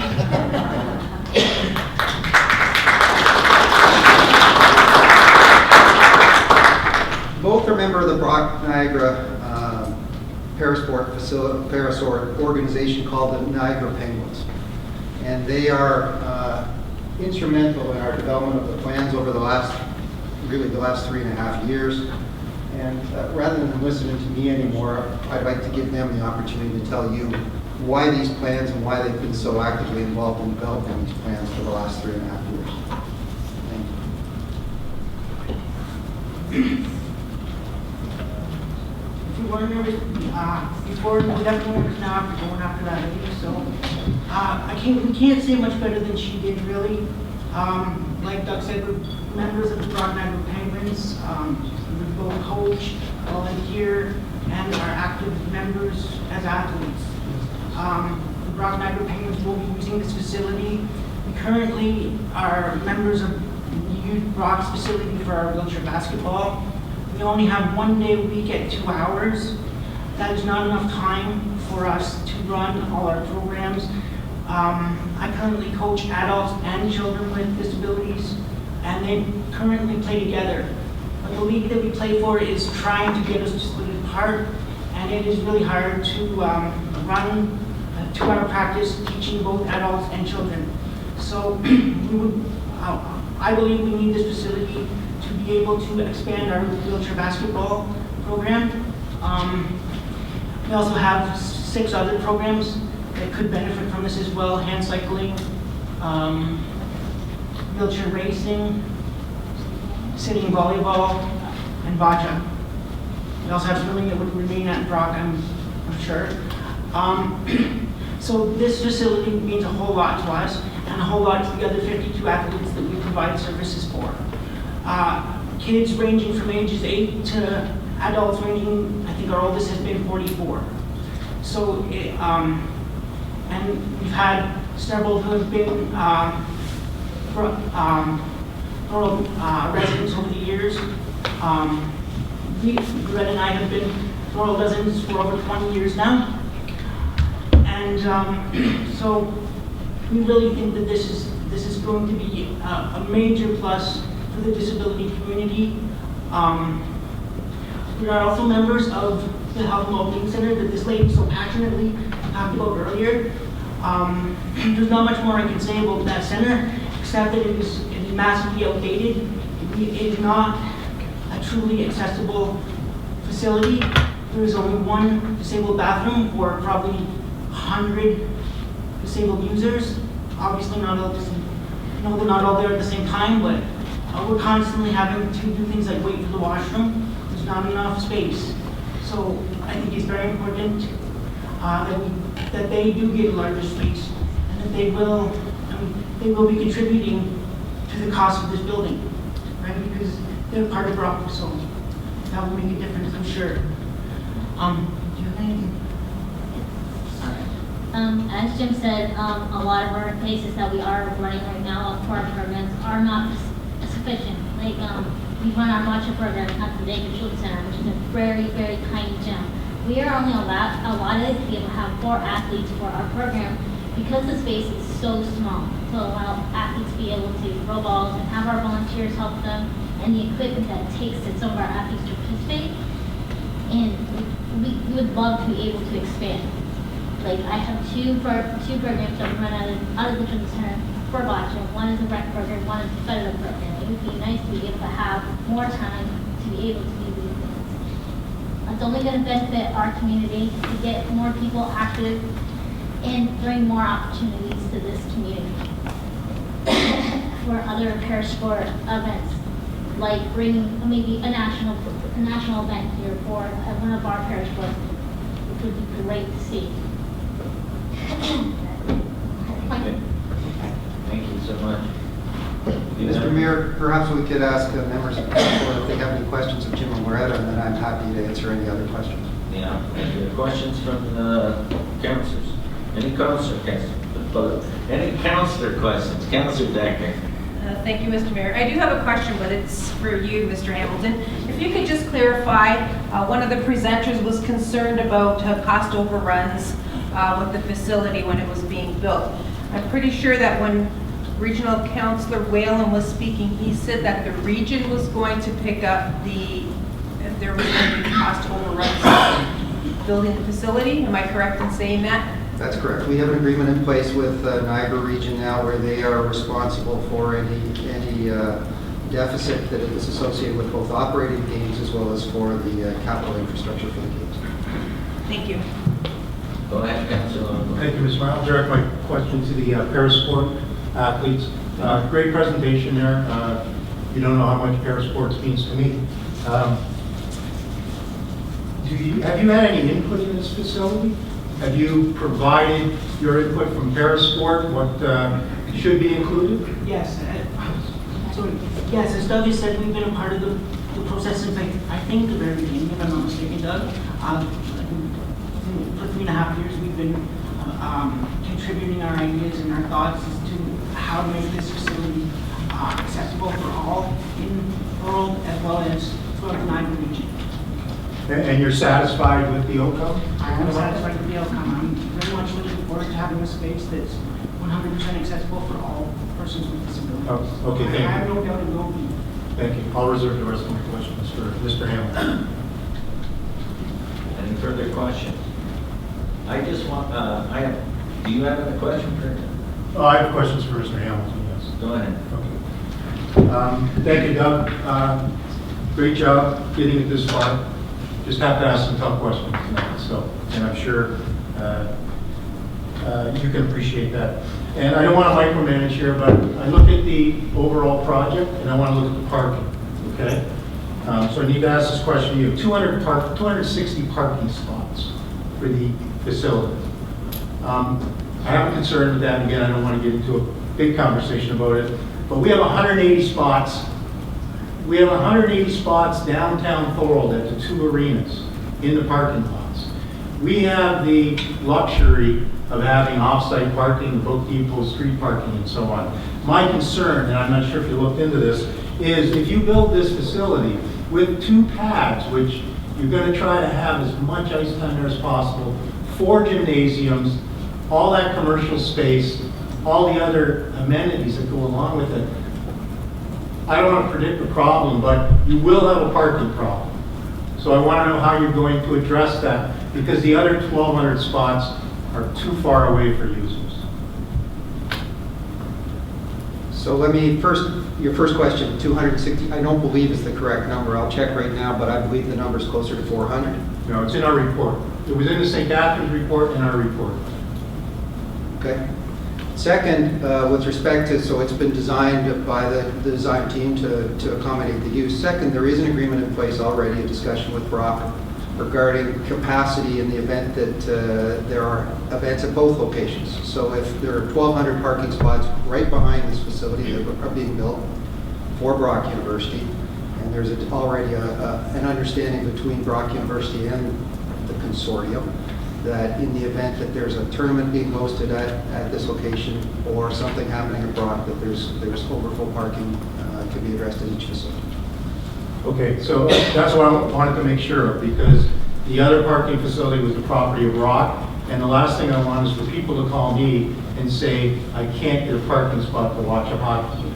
So the difficult thing, and this will be the only thing that's difficult, is there's 1,200 parking spaces there that are available for Brock University students. They pay parking passes to occupy those for much of the year, not during the summer months. And this facility, the intent is that it have free parking. So there is going to have to be some sort of a check system where users of the Canada Games Park facilities stamp their parking pass or some sort of option like that so that they can get their free parking and we don't have non-users of the facility parking there for free. Okay, I'll move on from that. The next question I have, and I think you're the only one who knows the answer, is who's been awarded the contract? So the contract has yet to be awarded. We're still negotiating with the lowest bidder and are hoping to complete that negotiation very soon. So is Canada Games Organizing Committee the only one that knows this information at this point, or has it been shared with the other 3 owners? The Canada Games Organizing Committee are the only ones negotiating with the lowest bidder at this point in time. So does our staff at the city know this information? We have consulted with your staff regarding possible changes to the facility, but they have not been sitting in the room for negotiations. Okay. And I'll ask the question, but I don't think you'll be able to answer it. Are you on budget? Yes, we are hoping to be on budget. Yeah. The land lease concerns me when I read it in the documents. And my concern is, from day one, you've mentioned to me personally that Brock was donating the land. But now I see land lease coming up for 2 different time frames, one for the construction period, one for 38 years afterwards. Are we leasing land from Brock, or are they donating land? So we're leasing land from Brock for $1. So, it's a common legal framework so that you have a lease. $1 is a nominal amount, and that's the lease. The lease from the earliest discussions has been a 40-year renewable lease, and as a result, it's actually a 40-year lease. The first 2 years to us, and the next 38 years to the consortium, of which Brock would be one million. Okay. That was a big question, and I was surprised it hadn't been asked in the meetings up until this one. So there is a price. It's $1. $1 per year. And we split that 4 ways, right? You split that 3 ways, actually, assuming tonight that you decide you want to split that $1. Okay. My last question, Doug, on the revenue expense sheet I saw somewhere in this pile, there are a number of expenses for FF&E, furniture, fixtures, and equipment. Okay, so we're outfitting a sport organization to the tune of $700,000 in this building. Can you explain why we are doing those leasehold improvements for a private business? So private business, and there's been discussion tonight about commercial space. I don't consider this commercial space. This is sport organization space that happens to be paid in commercial rates. So there's been also discussion about subsidizing this office space. That's not happening. In fact, this office space is a profit center for this facility, and a profit center that therefore generates money for the organizers and for the operators of the facility in order to offset costs in gymnasiums and other things. So the office space is an important financial component of this. That commercial space consists of organizations like the Brock Niagara Center for Health and Wellbeing, which is going to take 10,000 square feet of that 30-some-odd thousand square feet and pay full commercial rates. It's an important part of the operating model of the facility. So if I'm part of the operating consortium, I'm really keen to have them continue to do that. Similarly, for the Canadian Sport Institute of Ontario, which is your high-performance sport organization for Ontario, that organizes programs for high-performance athletes, whether they be para or able-bodied programs. That's a program that we want to have in this facility. Again, it's paying commercial rates to be there. In order to do that, we've agreed to offset some of their FF&E costs. Those FF&E costs have been part of our capital operating formula. So they are part of our overall budget, and therefore it's us that's paying for those facilities so that they come and they can operate the programs that we all want them to operate. Okay, so you can assure us that the rent they're paying is actually not going to contribute to an operational loss? So the rent they're paying, the discussions was, and I think it may be in your report, $24, $25 per square foot, which is a commercial rate, as I'm sure you're aware, in Niagara. They're keen to pay that rate in part because where they are currently located, and many of these sport organizations are currently located in Toronto, and they're having difficulty making ends meet with respect to those rates. The additional benefit they get is that they get to live in Niagara instead of Toronto. They also have access to all of Brock's students, and Brock has a very, very progressive experiential learning program. And those students and their co-ops provide great opportunity for sport organizations, and therefore they are willing to come into a facility like this, pay commercial rates, and those commercial rates offset other costs of user groups that can't pay those commercial rates. Just a couple more questions. So I just want to go back to the parking, because I forgot to ask this question. We spoke about the 1,200 or so off-site parking spaces that are included in the cost of this facility, and those are exclusively for Brock. So how can we justify that cost? Sorry? We are paying in the cost of the facility for 1,200 exclusive Brock parking spots. How do we justify that cost? So you're talking about the capital cost or the operating cost? The capital cost. Okay, so you're not paying, and the operating consortium is not responsible for the operating costs associated with those parking facilities. Okay. They're only responsible for the 291 of their own parking spaces, as well as the accessible. The discussion with Brock was because we were going to take away 1,200 of their parking spots in order to build this facility on their land. We agreed as part of that, as part of our capital cost for the project, to replace those 1,200 parking spots in a different location. Instead of coming across the north side of the property, they're now going down the west side of the property. Same number, it's a replacement program that we've agreed to fund. That capital is being funded by our $100 million program, which we're requesting, as you know, $5 million of which come from Thorold. But that is new to the plans. That wasn't the original intention, but it got blended in with it. So the original intention, well, it is new and it isn't. The original intention was to have the facility located a little further south on the lands. The thought being, though, that as the facility grew and became more encompassing, more things were added to it, and there was a greater desire to fund this through federal and provincial funding.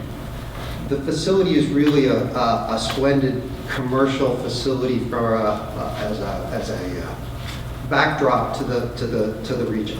It's a great front door to Niagara region across the street. It's a great front door to Brock, and therefore there was a desire to move the facility north on the property in order to benefit that and help as part of the community growing exercise.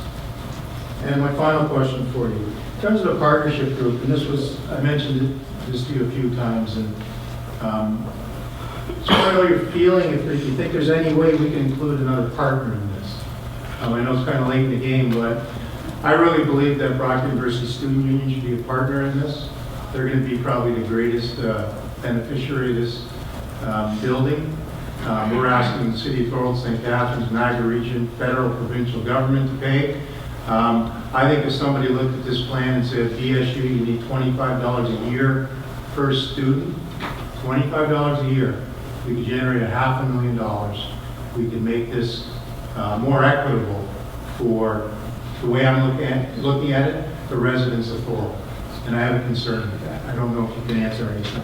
So when we started the plan for this facility back with Mayor Ricciani, there was interest from Thorold in being involved, there was interest from Brock from being involved, there was interest from St. Catharines to be involved. So we have very much catered to those who are interested in being involved, those three, in this case, organizations.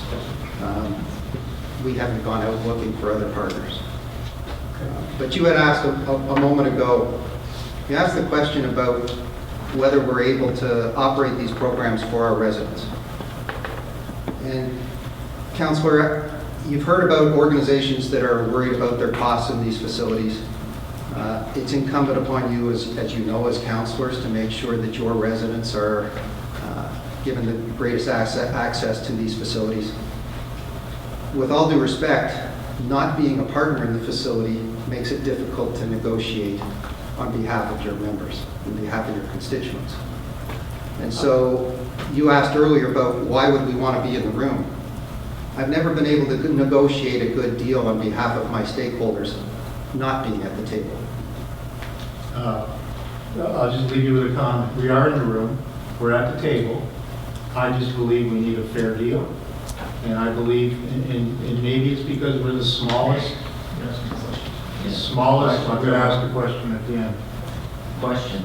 Maybe because we're the smallest, would you consider us being the smallest partner in this, having the hardest time making a contribution? Would that be a fair concern? No, so I don't agree with that. The operating consortium is established to have 3 partners with an equal voice. In that room, we've got 2 municipal partners and a university partner.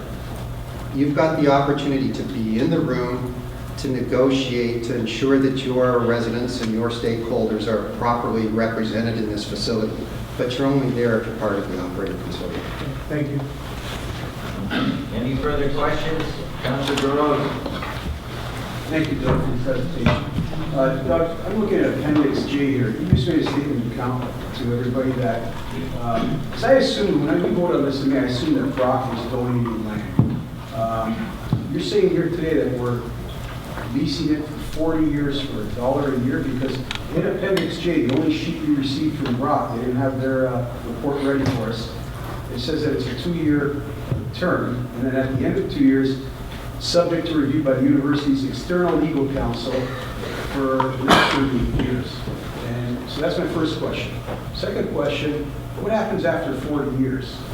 So let me answer the first question. In order to do a lease, there has to be consideration. It's a legal term. In order for there to be consideration, there has to be some amount of money change hands. And therefore, it's common for something like this, instead of to have a pure donation, it's a $1 lease. That's the same, in legal terms, that's the same as donating. It's a legal nicety to put $1 in as your consideration for a 40-year lease. I agree, but nowhere in our report does it say that for the next 40 years we're going to be paying $1 a year. So I'm not sure if it's $1 a year or $1 for the 40 years. It's a nominal amount. Your second question about the end of the 40 years, I believe that's still under discussion. So originally the discussion was, and I'm not continuing to be part of this because I'm not going to be there at the table in 40 years.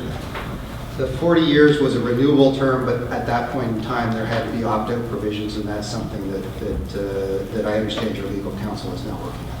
Thank you. Okay, any further questions? Councilor Hammond. Thank you, Mr. Mayor. Through you to Doug. Doug, one of the conditions of the city council approving this was that we set out that the funding commitments are confirmed.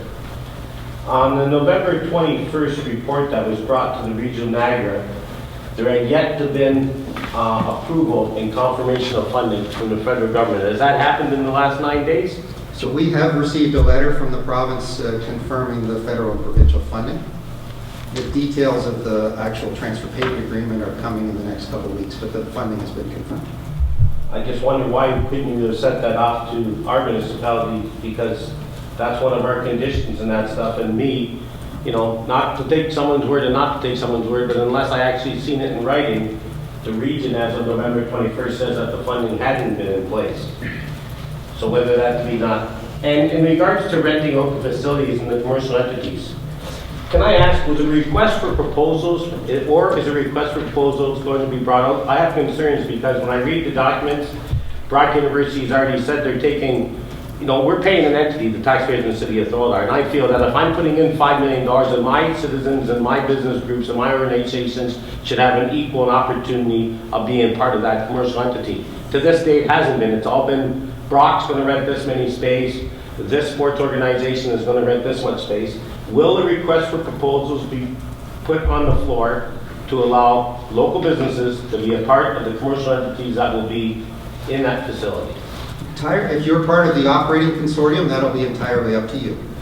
So at this point in time, of the 38,000 square feet of office space, 6,000 has been committed for the CSIO.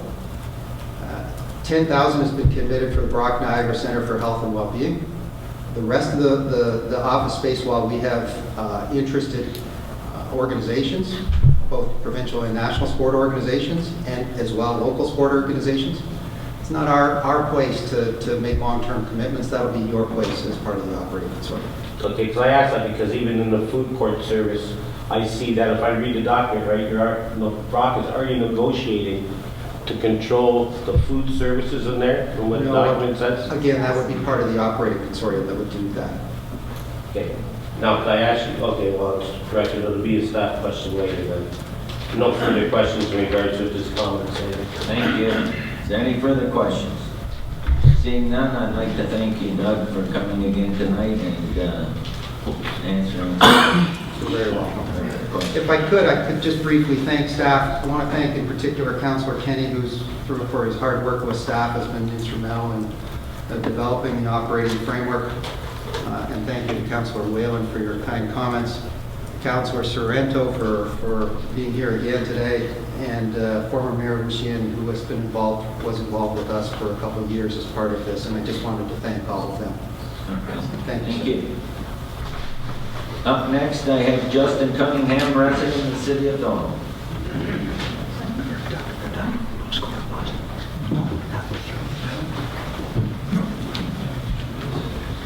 Hello. Thank you for letting me talk here. I just wanted to say that I'm personally in support of this facility, and there's a couple reasons why. I've talked to a lot of my childhood friends and just to see what they thought about it, and a lot of them don't even know what the discussion is because they don't even live in Thorold anymore. I started wondering, why do they not live in Thorold anymore? They started taking their families, raising them north end St. Catharines with the new facilities going in there, moving to Niagara Falls because of the industry and work that's going on there. And it just seems like Thorold's become a little stagnant in that area. And I have a 3-year-old daughter who tells me she wants to be a hockey player. And I talked to my wife. She grew up playing hockey. She played 13 years of minor hockey. 3 of those years were in Thorold. The rest of them were in Niagara Falls or Niagara on the Lake because Thorold didn't have the capacity to run a women's league. So what do I tell my daughter? In order to play women's competitive hockey, she has to go to St. Catharines, or she has to go out of the region possibly. When we have a perfectly good facility here that Thorold could be a part of. I grew up playing hockey. Mary Bellini knows. I loved wearing that Thorold logo on my chest because that's what meant a lot to me. And this is an opportunity for us to be able to provide that for a very a generation that hasn't had that for a very long time. Another concern that I have is the talks with the provincial government. They've sent down a mandate essentially to find efficiencies and to work together. And this idea of we can build our own with our own money, I'd like to see that application cross Doug Ford's desk, because I know exactly what he would say to it after funding how much money to this project, not 2 years earlier. I'm just saying I love the city of Thorold, and I hope that I didn't make a mistake by deciding to raise my family here. If there's any questions? Any questions for Justin? Seeing none, I thank you so much, Justin, for coming in. And next I have Serge Carpino, Chair of the Thorold BIA.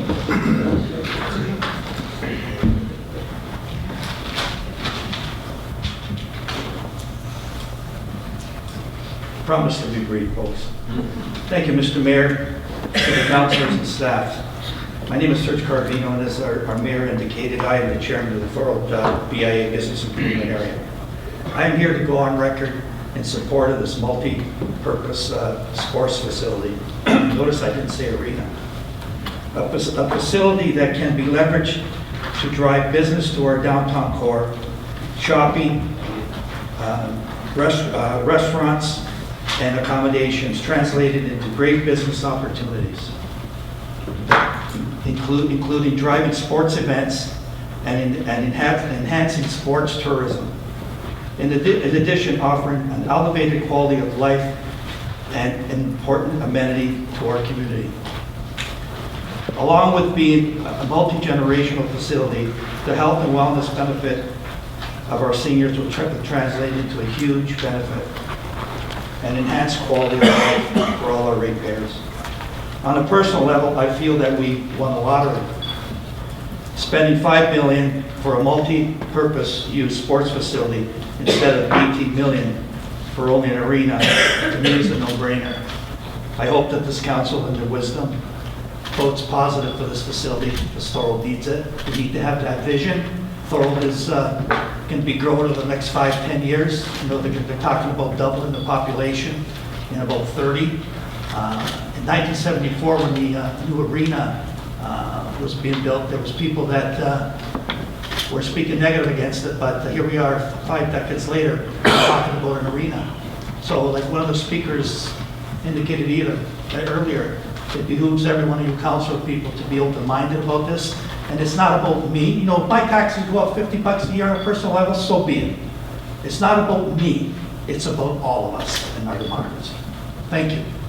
Thank you, Mr. Is there any questions for Serge? Seeing none, I want to thank you for coming and presenting. Thank you, Mr. Mayor. Up next, Henry D'Angela, resident.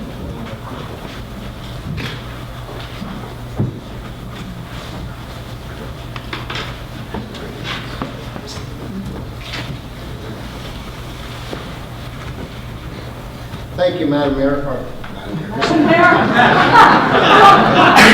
Sorry, please don't take any offense to that.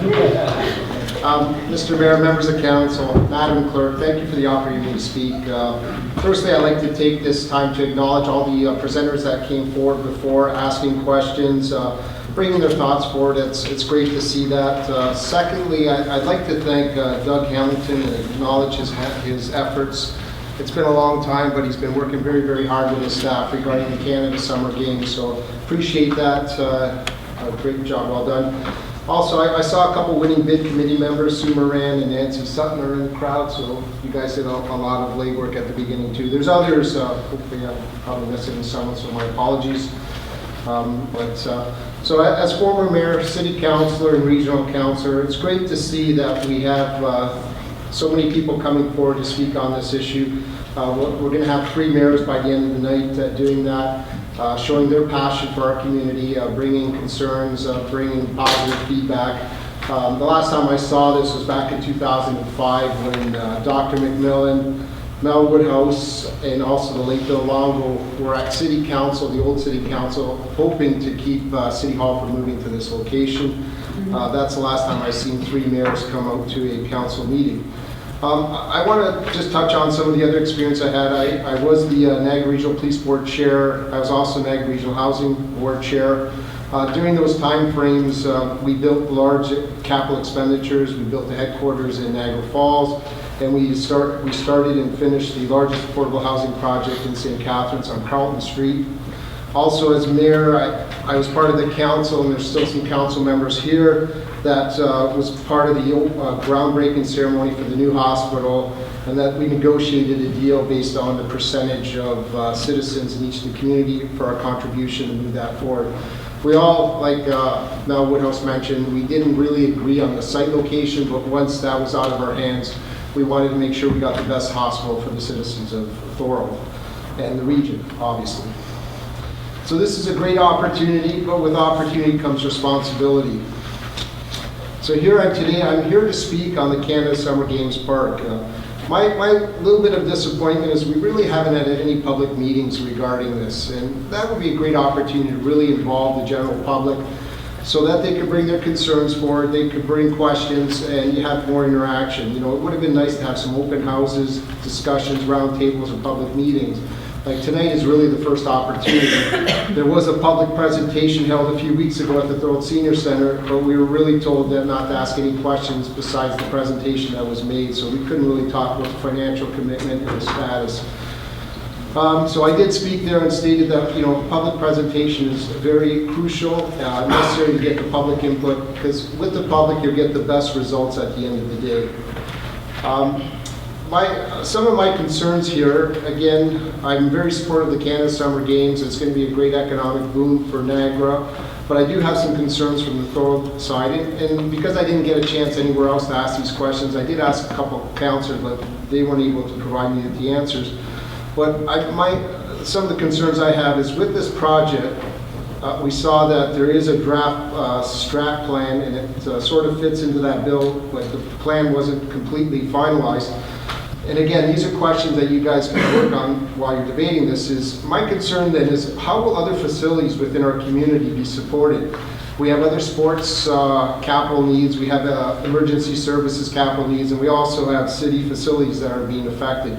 So that's something for your discussion to make sure that we can make sure all that progresses, because I hate to see it all Thorold's funds being dumped into this facility, and then all of a sudden some of our other needs aren't being met. So that's something for council to decide on and make sure that they see that. Just one of the other things I was going to mention here is I am a user of the white arena, the old arena, have been for, hate to say it, over 35 years. I think when the new came in, I started playing there shortly after, and we've continued that time subsequent. So hopefully in this transition that there's some sort of committee meetings or some transition team that helps with that facilitation. I just hate to see us lose our ice time, something we've been paying diligently for the last 35 years.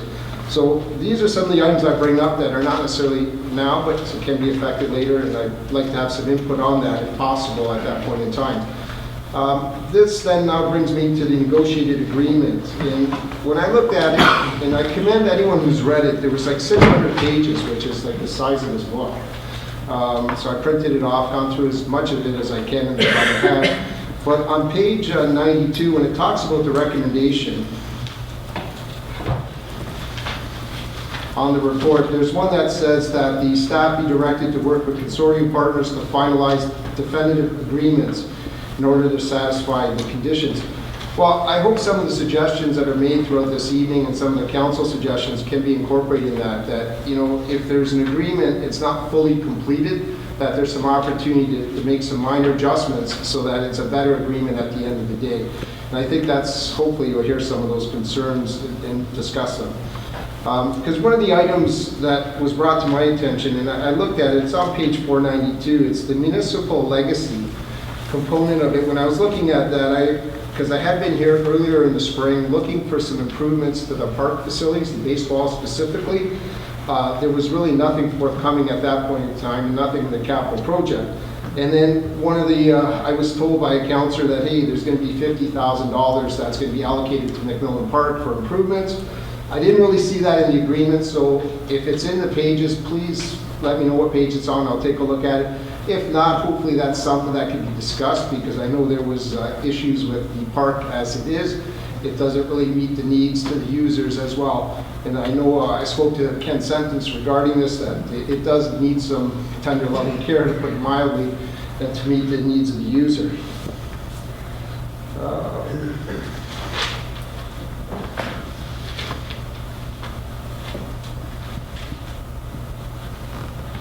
Just, again, these are just questions or that council could look into or have some discussions. I know the agreement makes us a third partner, but was there any exploration of just being a capital contributor? And there's been examples of this in the past when Brock rehabilitated their pool. Thorold put money into the pool but didn't really take ownership of it. So there's been previous ones that have been done. Is that something that council would like to be looking at? Because I know I've heard some consternation about the ownership and some of the question marks regarding that. But on the same token, if you're not going to be the owner, then you have to look at securing services for the users, such as the Thorold Community Activities Group, you know, the TAA and other users that they're able to use the facility. So there might be some negotiation there, but I leave that up to council. Sort of in closing, we all know this is going to be a great 2021 Canada Summer Games, but let's make sure the legacy continues for the city of Thorold. In my opinion, the deal could have been negotiated a little bit better for the interests of the citizens of Thorold. Hopefully there's still some opportunity to make sure little things can be adjusted so that they are beneficial to the citizens of Thorold.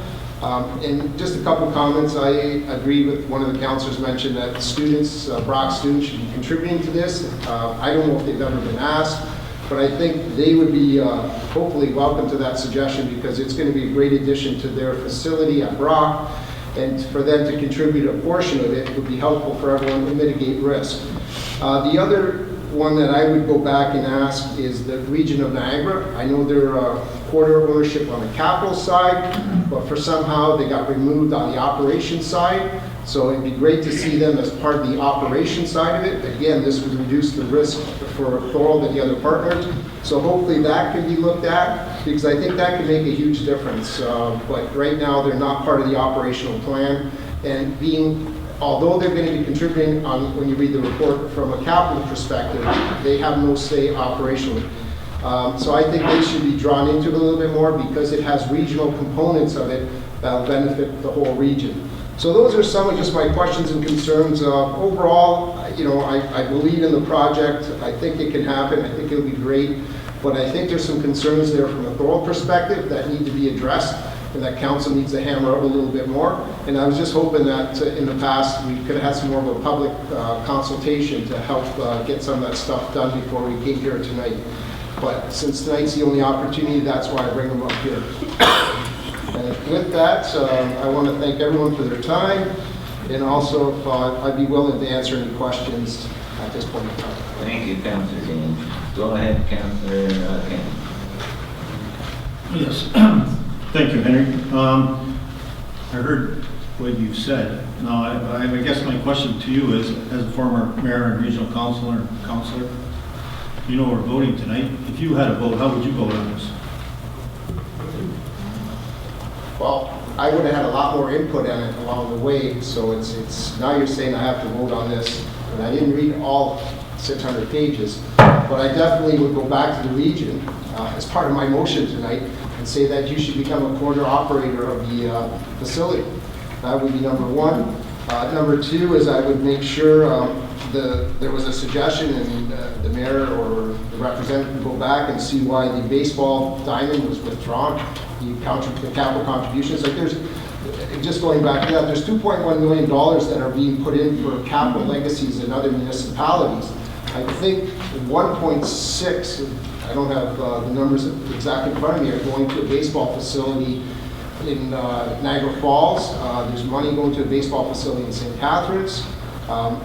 This was supposed to be one of the practice facilities. I wouldn't want to practice on that if I was an elite ball player, because it does need some tender loving care.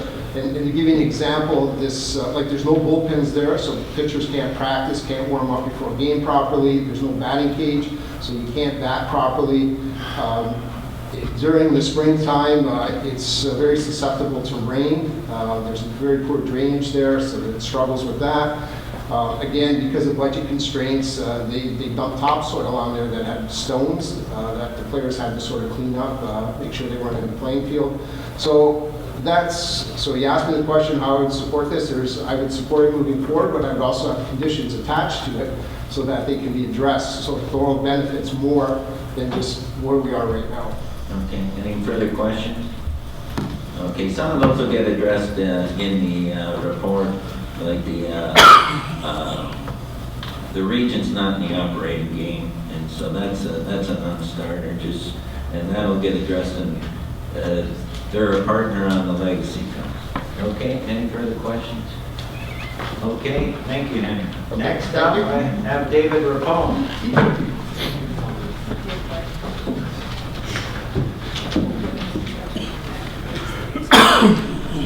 Thank you, Mr. Mayor. Thank you, Council. Good evening. Thank you for allowing me to address Council this evening. As Mr. Mayor said, my name is Dave Rapone. I'm the current president of the TAA. I've been involved in the association for nearly a decade, first as a coach, then as a board member, and now as a president. In addition to my involvement in hockey, I've been a soccer coach throughout the same period of time. I volunteer my time for sports because I'm a firm believer of the lessons it teaches youth. It teaches the children discipline, respect, hard work, and that effort and determination you put into something will reward you.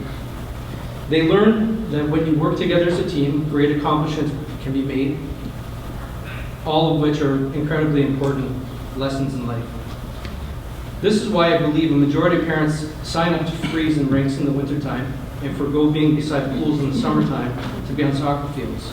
We are passionate to see our children experience these life-building moments, and we want them to succeed. Outside of education, these sports facilities are where we build the next generation and develop our future leaders of business and of our community. This is where young families of our neighborhoods will gather and actually become a community. This council has an opportunity like no other before it to provide the community what it so desperately needs and wants at a fraction of the cost of building service. St. Catharines and Brock are fully aware of this and have made no mistake in capitalizing on the opportunity. The members of our association have too long been without ice to begin the season because the White Arena cannot produce ice until Mother Nature allows us to. For too long, we've been out without summer ice so that our teams can be selected in the spring rather than the fall, so that they can develop throughout the summer to be further competitive than what they already are. For too long, our community has wondered when they were going to show up at the arena, only to find that the White Arena has been condemned. I must say it's a beautiful barn, but it's time for it to go. Much like Thorold, our association is growing. With the expected growth of our city, our ice time needs will only increase from this point forward. We currently do not have enough ice to effectively run all the programs that we would like to or be able to. In fact, last year one of our teams had to run ice in Meriton and at the Meridian Center in St. Catharines to run its practices and games at non-prime times and at non-subsidized rates for ice. To facilitate the Thorold Henderson's tournament during the 2018-19 season, we sent teams to Seymour Hanna, ran Ridley College arenas in St. Catharines, as well as the Gateway Arena in Stony Creek for games. As a result of difficulties in finding ice for the 2019-20 tournament, we were forced to downsize our tournament, accepting less teams, which means less visitors to our city, less money spent within our borders, and less revenue for our association. Tournament proceeds add $20,000 to $30,000 of revenue to our operating budget, which we use to subsidize the cost of hockey. Lack of available ice time this year will result in lower revenue, and we will need to offset this by additional fundraising efforts. The point being is that the idea that our community only needs one rink is simply not correct. Based on the information within the operating agreement, I've been able to determine that Thorold will have the right to approximately 60 hours of primetime ice, which is approximately 80% of one rink's primetime ice. From our association's point of view, this is excellent, and it gives us exactly what we need. I truly believe that this decision will prove to be a defining moment for our city. Should the council turn its back on the community and reject the funding of the arena, the message will be clear that the city has no interest in investing in a facility that acts at the heart for a healthy community. The entire region will be aware of this, and this will resonate when new families decide to call a community home. I am an optimist and therefore hopeful that you will put all politics aside and give this community a facility where our children will learn the invaluable lessons of sport and will allow our community to be healthy and flourish. Thank you. Good evening. Thank you, Mr. Capone. Any questions? Go ahead, Councilor Long. Thank you, David, for the presentation. Have you had any input into the new facility in terms of coaches' rooms, rooms for your organization to have meetings and so on? Do you know if they'll be available to you? No. So would you be concerned? Not me specifically. There are other members of our so would you that be may concerned have. if you show up and find out that you don't have the amenities you have in the Thorold Arena? Is that going to impact your program? Are you going to be okay with that? I don't think it'll impact our program, but we would like to have some sort of input into that. Okay. Well, I can't ask the question for you right now but I'll maybe ask it later. But I think it would be a concern, and because I used to coach TAA hockey also, and I know that those facilities are very important. So I'll ask the question later on. Hopefully they're there. Any further questions? Seeing none, I thank you very much. I've got the Thorold bounce because a number of speakers have withdrawn. And now I'll open up to anyone in the audience that would like to speak. State your name and come to the phone. Well, thank you, Mayor Ugolini and Council. I'm just going to my phone here. My name is Sal Sorrento. I'm a city councilor in St. Catharines. And on the record, Mr. Mayor, I am not speaking for St. Catharines City Council. I am not speaking for the mayor. I'm here because I believe in the project, and just so you know, I'm also a taxpayer. I'm here because I believe in the project, and I also have a lot of great friends that I love in this community, and I think it's a fantastic community. So thank you for allowing me to speak, and I would respectfully submit this to my colleagues, and to you, Mr. Mayor, and to staff. Should it be the will of this council to approve this transformational bill, you know you're going to have a tremendous legacy here. Gene mentioned before, and so did Mayor Woodhouse, that all of the communities, all the stakeholders coming together will show everyone how we can work together. And in fact, I had a conversation earlier with the CAO, and all 12 CAOs, or all the numbers of CAOs, currently work together to try to find efficiencies. I think this will be a fantastic opportunity to show everybody that we are working together, we will work together, and that we can do it. Once this center gets built, we'll be able to host additional world-class sporting events which will inject future dollars into our respective communities and into our region. A tremendous legacy will be left for all residents and for all generations. Now, I heard Councillor Hamley mention something about some numbers, and I want to address that, if I might, with your permission, Mr. Mayor. I did send off a text message to our CAO, Shelley Chemnitz, and she got some information from our Director of Finance, Christine Douglas. And so this is where some of our money came from, and perhaps maybe you might look for the same. So we got about $4.185 million from the federal gas tax funds. I don't know if you have access to that, Mr. Mayor. We have a hydro dividend fund, and we have a one-time payment of $3,912,000. And just so you know, Mr. Mayor and Council, I know that there was a proposal to earmark $1 million of that for affordable housing. But council saw it fit to contribute these dollars, which belong to the people, to this particular project. We also had to pass a tax levy for the amount of about $523,000, an infrastructure tax levy in the 2020 budget for about 0.5%. There was an additional $100,000 at the year end, and so I present this to council that possibly you might be able to find some money there. And we also approved $1.28 million prior to this. So that's just, just for your council's consideration. Now, I know that there was a question about the maximum number of dollars and overruns. The overruns have already been addressed. My understanding is that it's about $105 million max for the capital bill, and my understanding is that the directors or the negotiators will try to keep it to the original amount. But I'm not part of that, but I know that they're trying their best.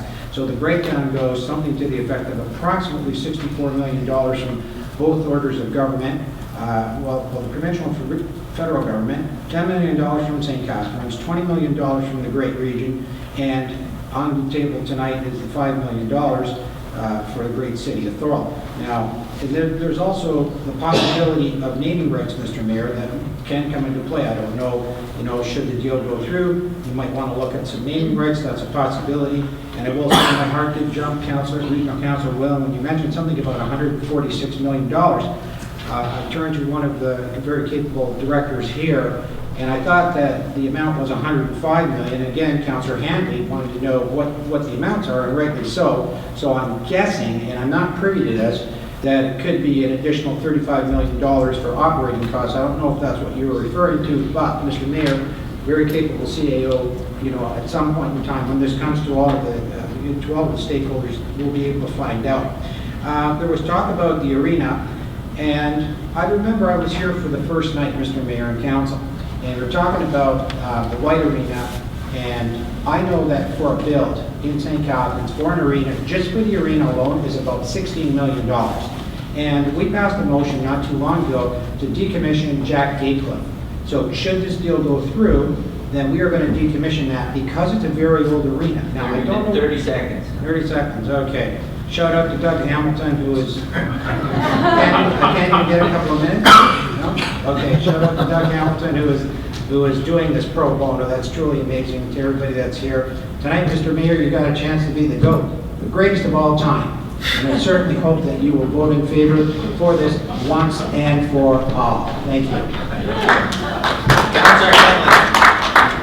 Thank you. If I get through you, Mr. Mayor, to the presenter.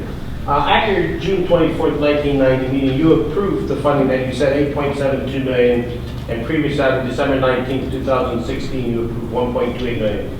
Can you tell me how much of the $10 million is going to the Canada Games Sports and Ability Center, and how much is to the new rowing center? Because when you passed your motion on June 24th, the monies were for both facilities. It says contribution of $8.72 million to the Canada Summer Games Sports Ability Center and the new rowing training center. You're right, Mr. Mayor and Councillor Handy, that's a great question, and I have to be honest, you are correct, there is a $6 million rowing facility. Now, to answer your question specifically, I don't know how much of that money that we contributed is going to the center. Now, I can find out, so I would be guessing if I said it was $6 million, Councillor Handy, I would be guessing. But I gotta believe that there's a certain portion that's going to the... Well, Doug might know that, because I would say that the percentage breakdown is the same as it is for everything, because there's so much federal, so much provincial, so much regional. So if you do it on a percentage, it would be a little percentage of the $6 million. Am I correct with that? I only ask this, Mayor, if I can, is that because I'm wanting to look at the allowed averages, because it actually says $7.4 million is going to be spent, and I did reach out to the city of St. Catharines, and last week they sent me an email telling me that they would get back to me in 2 business days, and to this day they hadn't gotten back to me, because I did forward a question. Okay, so what's the question? To the city. So obviously nobody knows. So it's funny. It's just funny to me. I'll comment on after that nobody knows.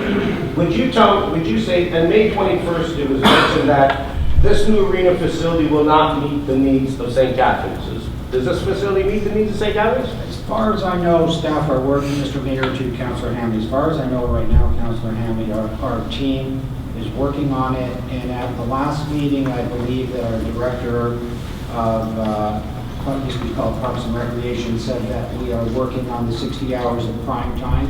And I was left with the impression that it would meet the needs. Okay. Yeah, I'll just make comments. Okay, any further questions? Go ahead, Councillor. Thank you, Councillor Sorrento, for coming into our chamber. maybe I can ask Doug Hamilton to help Mr. Sorrento over here with the contribution that's going towards the Henley Rowing Center. I believe it's in the neighborhood of $7.5 to $8 million. Mr. Mayor, to Councilor Longo. Yeah. I can find out, and Chair Hamilton is shaking his head. If you want to come up, Chair, please, by all means. Please, and remember, Chair Hamilton is volunteering his time. No, I understand. No, I'm just saying, I just got to give him a shout out. Mr. Hamilton, I have a question for you. Have I been very nice to you tonight? You have, sir. Yes, of course, as always. So your question about St. Catharines. So St. Catharines did not identify any portion of its $10 million to go towards the Henley Rowing Center. Correct, but how much is being spent at Henley with the bid that you have that you can't disclose to us? How much is going to be spent at Henley? Again, we're in a tender process right now. The tender process includes both the Henley Rowing Center and Canada Games Park. We're negotiating that right now with the lowest bidder. We expect to finish that negotiation in the next day or two, we're hopeful. And then as part of that, both the Henley Rowing Center and Canada Games Park are part of that tender. So somewhere in here it says it's about $7.5 million from what I read. So Councilor Sorrento, would you agree with me that your decision was much easier than ours? Because your $10 million contribution, $7.5 million goes directly to the heart of your city to upgrade a facility, and then $2.5 million comes in here, and you're 7 times bigger.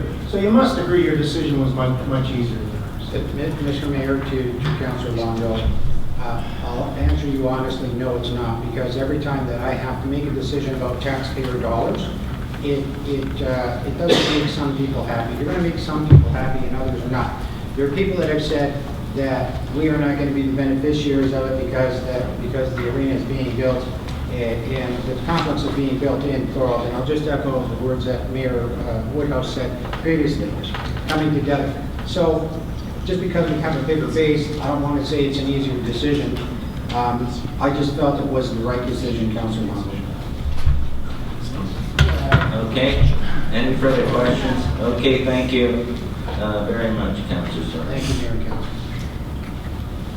Anyone else to speak?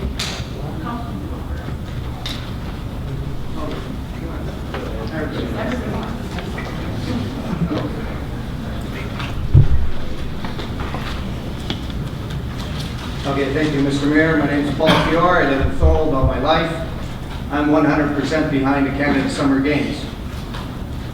So recently I wrote a letter to the Thorold News, so I don't know, I'm hoping that everybody who subscribes to the Thorold News saw that.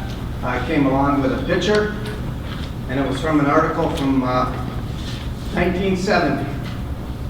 And it was for a proposal to build a YMCA recreation center in Thorold, starting in 1971, followed by a new pool in 1972, and the new Confederation Heights. Cost of the rec center was about $150,000, the pool $300,000. And these tag group members here who made a presentation, I mean, at that time I was whatever, 13, 14, 15 years old. It would have helped me out, because I would have been there playing basketball, volleyball, floor hockey, whatever. So anyways, that was an opportunity missed at that time. I know there was some good things that happened in Thorold back then. 1967, the Schmon Parkway stand, part of our Centennial project, which provided washrooms, change rooms, grandstand for baseball players, lights at McMillan Park for baseball and football, minor league football at that time, which I know doesn't exist. And Ted was my coach, so I participated in that, and also high school football. Later on, the new arena, the so-called new arena, the Doherty Arena, which committees came together along with citizens of Thorold and council to make the new arena. So these were all great things that happened then. Moving forward, a lot of progress for everybody in Thorold to be proud of. Now, as I look around, like somebody stated, you go to these other communities, You see they have multi-purpose facilities. We're still lacking one, in my estimation. And also, I worked at the pool in the 70s, and at this time, there was all the talk about the new pool, what it would have meant to the youth of that day.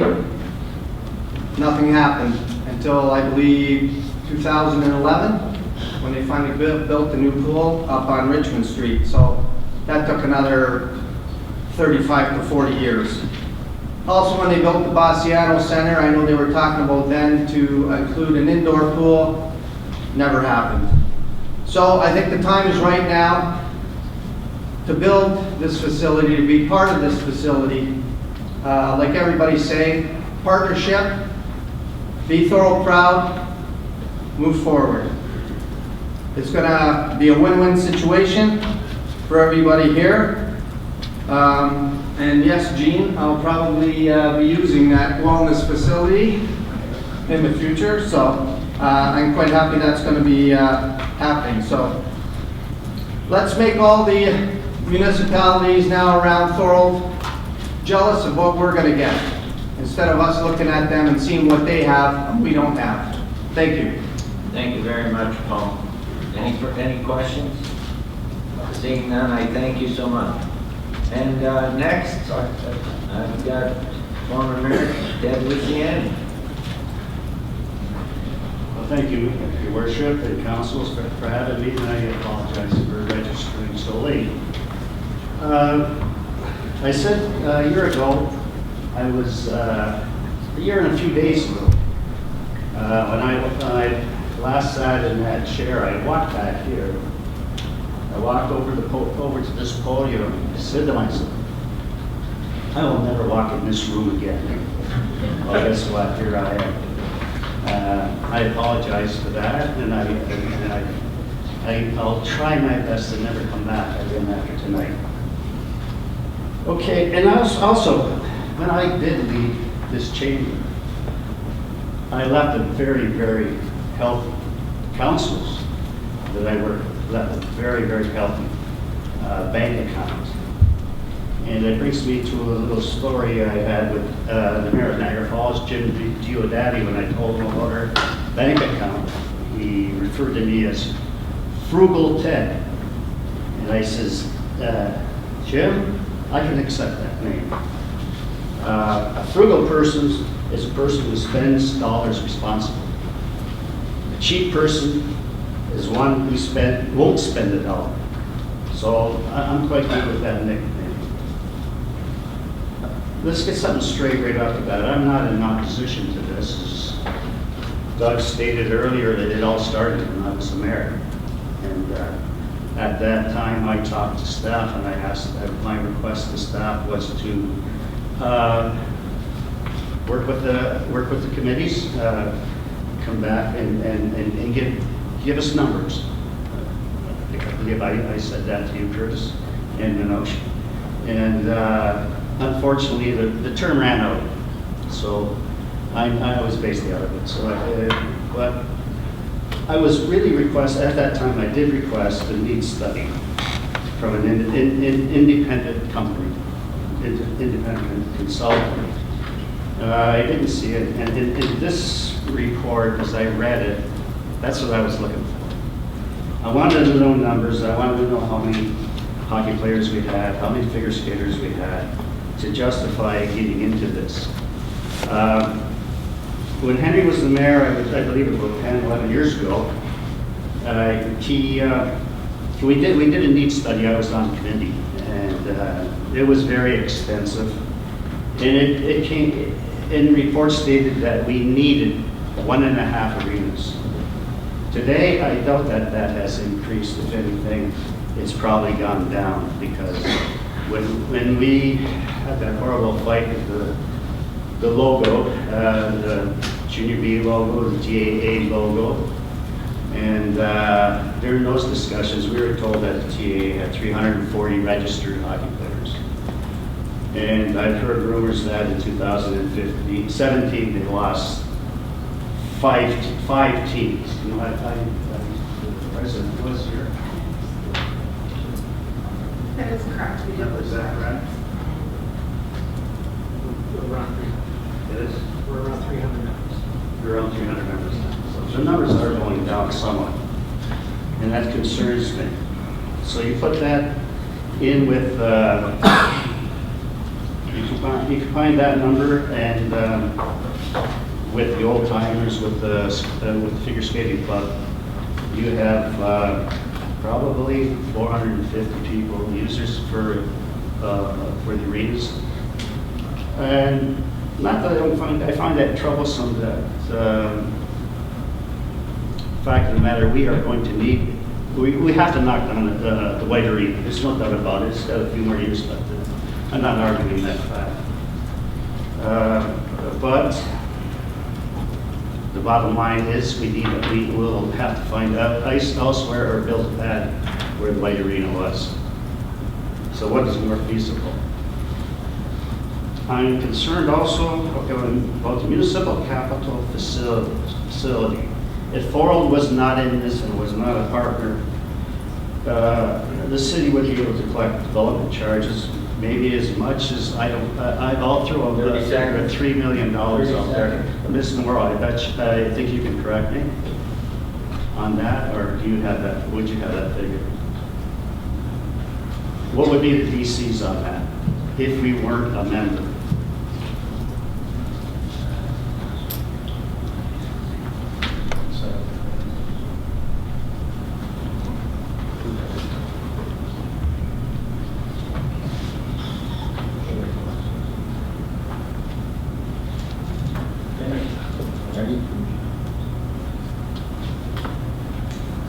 So, Mr. Mayor, the question is how much are we allocating to the cost from development charges?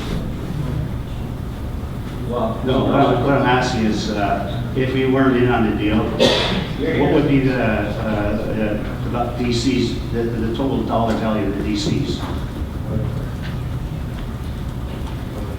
that we'd be able to collect? Because we're in as partners, we cannot collect DCs. Through you, Mr. Mayor, I believe the estimate was about $2 million. And that's why the servicing cost is being paid for now by the consortium. Originally it was $7 million, now it's $5 million. So that was to take that into consideration. So we actually lowered our cost by $2 million. Okay, that's a good question. I didn't know that. Okay, one last point. One last point, because you're over on your time. Okay, thank you. How's that feel? Yeah. I'm troubled with the fact that there hasn't been no public meeting here, and the guiding principles governing partnership agreement. I would ask council to go to the St. Catherine's report that you have that's been issued to you, and around page 119 to 124. You should be made aware that Brock has bumping rights, meaning if Thorold has something going on a Saturday that they've always had on a Saturday, Brock says, "Oh, we need it. You're out of here." I have a problem with that. There has to be a long discussion on that with the governing committee. How to solve any problems such as that. And having said that, folks, I hope I never see you again. Thank you. Any questions? Seeing none, thank you. Okay, up next I have Tony Vanderman. Hi, I'm just here as a private citizen and a community activist. Having been a counselor myself, I have to say that I respect your positions. It's always never an easy decision to spend this kind of money. You will make the decisions on your own basis. I do think, however, that if you believe that you need the ice time, that this is all in all is a good deal. You may not agree with me, but that's my opinion. I just ask that you not make your decision based on a fear of not having every last stitch it in place.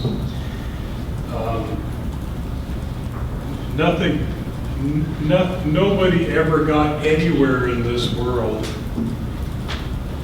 knowing everything that was going to happen in the future, planning for absolutely everything.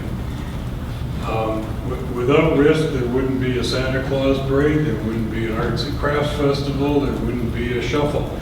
There wouldn't be a single business on Front Street.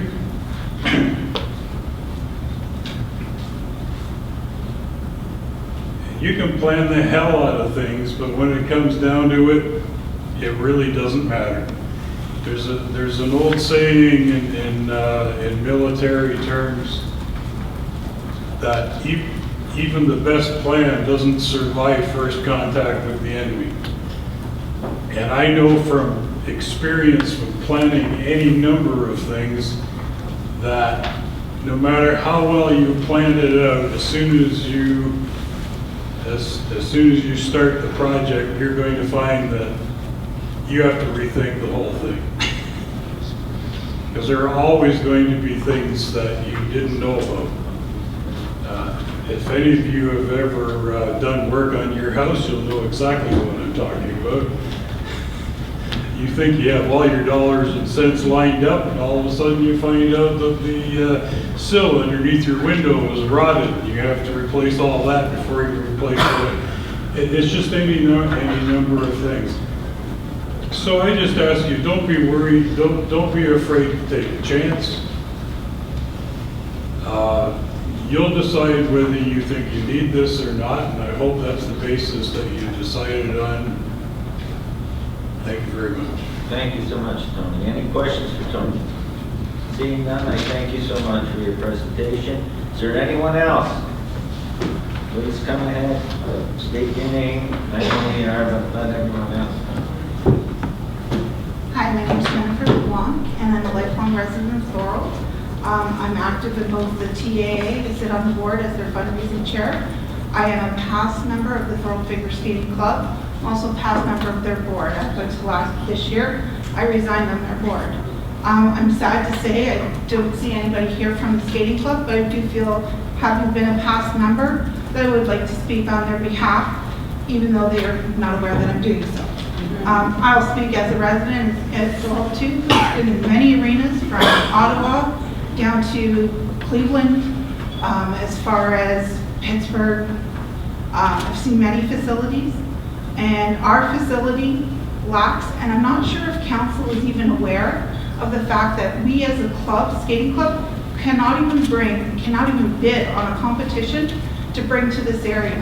And because of changes in the Skate Canada world and having to do with inclusion and having smaller communities be able to participate in sport and have the same opportunities as larger centers, we are unable to bring a competition to our area because we don't have a facility that can support that. There's requirements within the bid that you have to be able to have, and our facility currently does not have that. This new facility that we are proposing to vote on tonight would certainly offer that opportunity. And just so you're aware, a competition can bring inundate 45 to 90 teams, depending on what categories they're offering. In an individual competition, it can bring in as many as 500 skaters.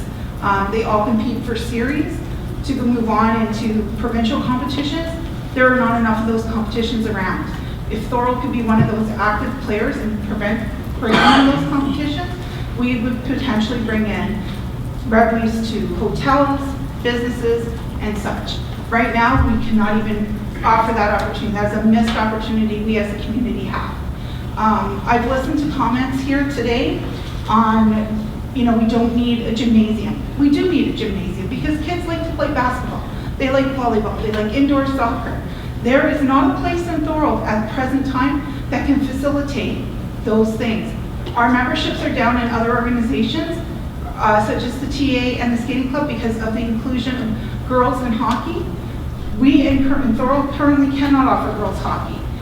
We do not have enough ice time. I know there was a study done saying that we only need 1.5 arenas, but I can tell you, trying to generate a synchro event for the girls in skating, Our arena could not provide us with ice so that the girls could practice. We had to go outside of Thorold. We had to go to the new center in Pelham to get ice. We have to go to Port Colborne to get ice.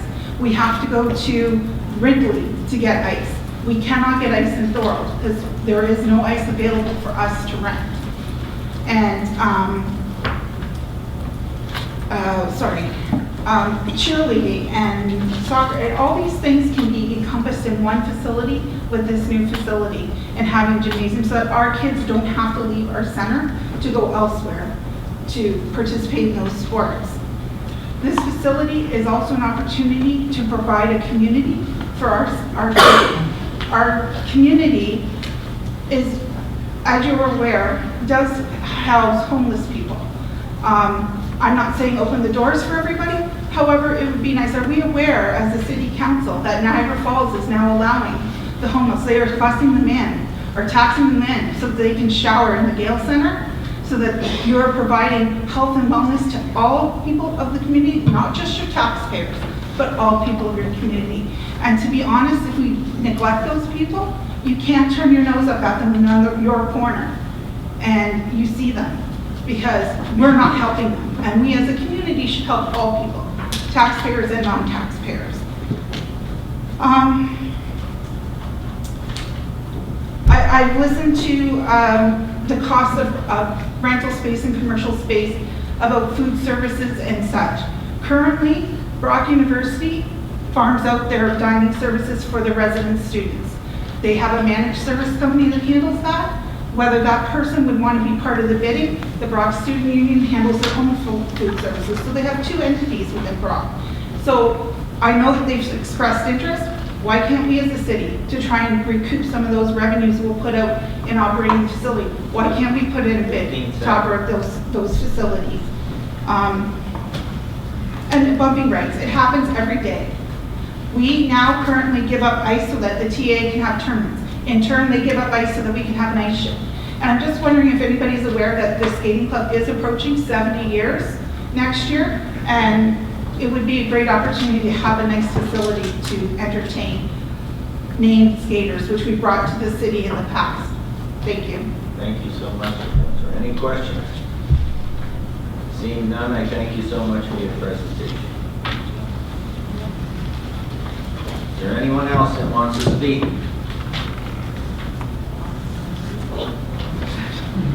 Is there anyone else?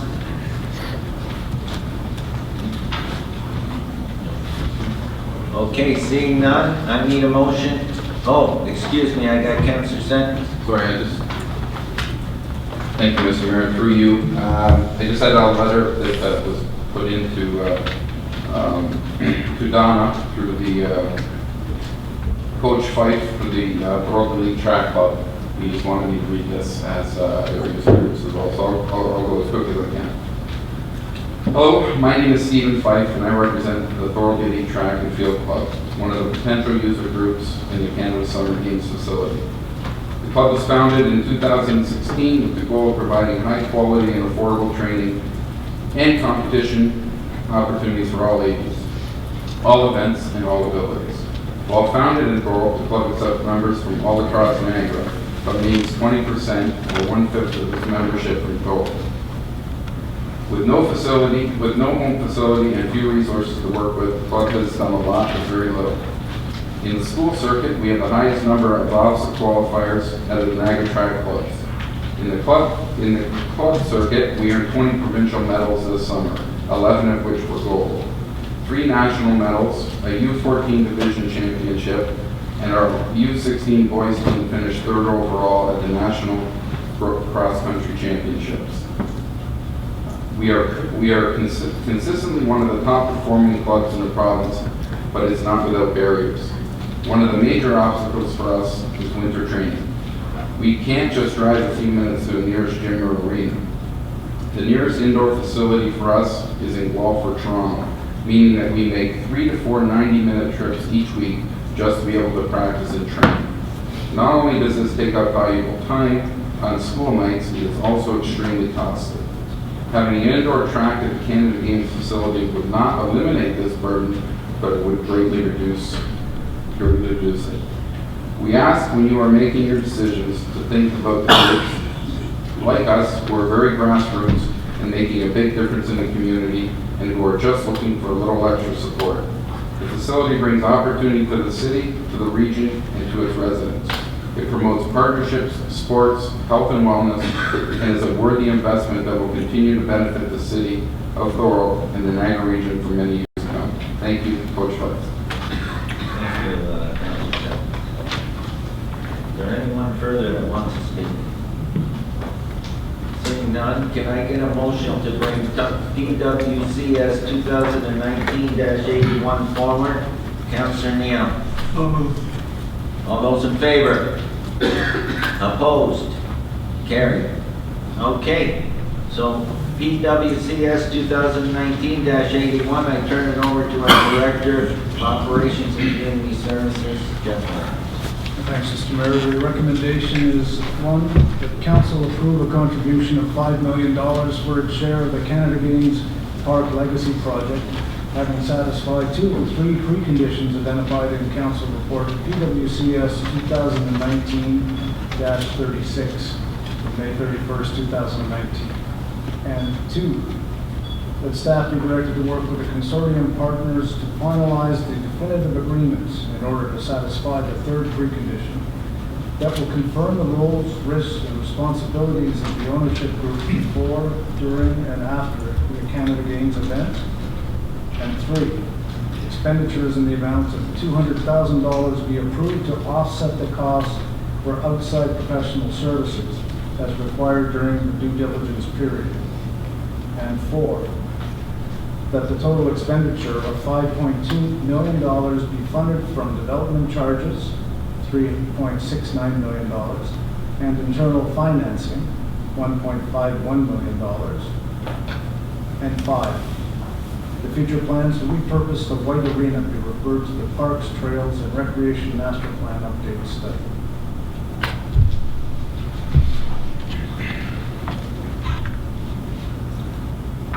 Okay, I'll open the floor up. Any questions? Go ahead, Councilor. Just me, I guess. Okay. No, I don't think it's you, but you can. I marked a number of questions. You have to bear with me as I go through some of the answers. Through you to the Director of Finance. Development charges. We are waiving development charges for this project? Through you, Mr. Mayor, Councilor, are you referring to the funding source of 3.69? No, I'm referring to the builder, the facility. Development charges would be payable to develop a facility like this? Through you, Mr. Mayor, we did obtain some legal advice, and due to the nature of the consortium being municipal, it was determined that development charges would not be applicable. So what we did in the place, because we were counting on the development charges roughly about $2 million to cover the servicing costs. So we were able to negotiate that in lieu of the receipt of the development charges, we would not be responsible for payment of the servicing of $2 million. So if you could just clarify for me, and I know development charges are a great topic around here, we're allowed to do that? I always thought if you waive the development charge, you would have to find the money from some other source. Through Mr. Mayor, technically, legally, we're not waiving the development charges. They're deemed to be exempt as municipal partners. Okay, so we're okay there. We're not going to run into a problem. Through Mr. Mayor, that's correct. Okay, I guess my next question on to development charges. We're putting $3.69 million from development charges into the facility. And again, my concern is I want to make sure we're not running into an issue down the road, because this is not growth, this is replacing an arena. So how do we get around that? Through Mr. Mayor, technically it is growth, because what we're proposing is that the White Arena would be maintained for dry floor space. So actually you do have incremental floor space for recreation that is available, so it is growth. So does that mean we can't decommission the White Arena? Not right away, that's correct. What's the time frame? I would say probably about 3 or 4 years. Okay. Taxes. Will taxes be paid on this facility? Through you, Mr. Mayor, no, they will not. One of the agreements that is outstanding is to make the facility what's called a municipal capital facility, which makes it exempt from taxes. And I guess I'm going to ask your opinion on this. Do you think that's a wise move? Through you, Mr. Mayor, I guess, you know, as the finance director, I'd say no, it's not. But I don't think we have much choice in the matter because, you know, as a consortium made up of, you know, St. Catharines and Brock and the region and the city, if council so approves, it truly is a municipal capital facility. So in effect, we will end up taking care of this facility from a municipal services standpoint, and it would cost us, the city of Thorold, money to do that directly and not the other 3 members, or 2 or 3 or whatever it is. Well, I guess, you know, in terms of the servicing, like if there is like water and surcharges, that would be funded through, they would be responsible for paying water and surcharges as part of the operating. You know, in terms of, you know, some of the other services, you know. So fire services, things like that. And we're paying for that in this You're facility. correct. Okay, thank you. These are just questions I have because the reason for the questions are because if I was spending my money, I'd ask these questions, so I have to ask these questions. And I'll go as quick as I can because I know everybody wants to leave. That one's done.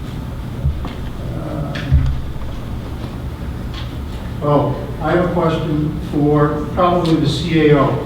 I have a number of reports here that I'm a little concerned about. Parks and Rec Master Plan Draft Report, June 2019. First time I saw it was last week. Building Condition Assessment Report, dated May 13, 2019. First time I saw it was last week.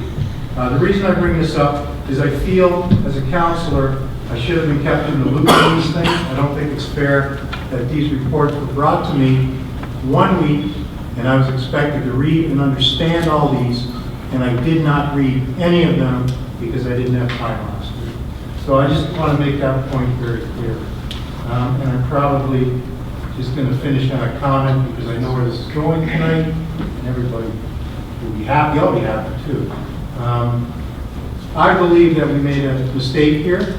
I believe when we voted to have a council representative represent us at the May meeting and provide feedback to council, that never happened, Mr. Mayor. That should have happened all along. I would have felt much better about this decision, knowing what was going on from May until now. Getting this amount of information 1 week before I have to make a decision, I think is very unfair. I will make my final point. I support the Canada Games facility 100%. I have been to many international sporting events before. I understand the benefit of sport to the youth of our community. I understand how this will be multi-generational and help many, many people. I'm not concerned about the $5 million. The city of Thorold can afford this. We have lots of money, as Mayor Luciani said, but we are frugal. My concern is the operational agreement, and there's too many unknowns for me, and there's not enough players at the table. So for that reason, I won't support this motion, but I do support the project. And I can't go ahead because I don't support the fairness in this. So we'll have to bite the bullet, I guess, and see what it's going to cost us in the long run. And that's all I have to say, Mr. Mayor. Okay. Anyone next? Councilor Hanlon. Thank you, Mr. Mayor. I'll go to staff first. In regards to who will be running the facility, it stated in the report that when we close the James White Arena down, that there will be less employees at the city arena. I want to know, if we do eliminate one arena, how many employees are there currently now and how many will be left after? Mr. Mayor, so without one arena, we'll redeploy that staff, so nobody will be laid off. But we've been operating on the basis of about 6 full-time staff. operating both arenas, so we could be down to 4. But we do have other areas of our operation that this staff can easily fill in. In regards to employment issues, during the discussions, was it discussed of using QP members at all, or was it to be a private consortium from the beginning? That concerns me because I can't see why St. Catharines wouldn't have concerns too, seeing that they're QP. I believe Brock University is QP, and the city of Thorold is QP, and we're going to allow a private consortium to come in here and run our facilities. That concerns me because privatization is a loss of union jobs, and so is this a final deal, or I got some questions on it. At the end of the day, have we decided, is it written in stone, because I've seen no agreement. Is it going to be a private consortium that's going to run this facility, or is it going to be unionized employees? Has that decision been made? Mr. Mayor, that's a decision that can be made by the Board of Management that is developing the operating agreement. I think the original thought moving ahead in developing the pro forma was that it would be a third party, but as 1/3 of that board, we would have to make that decision in concert with our partner. So at this point, that hasn't been finalized. Am I correct to say that that's part of what the operating? Okay, just to cut to the chase here, and then in regards to the May 21st report, and I'm going to go to C, an operating model and partnership agreement for the new facility be prepared for the consideration and approval of Thorold City Council.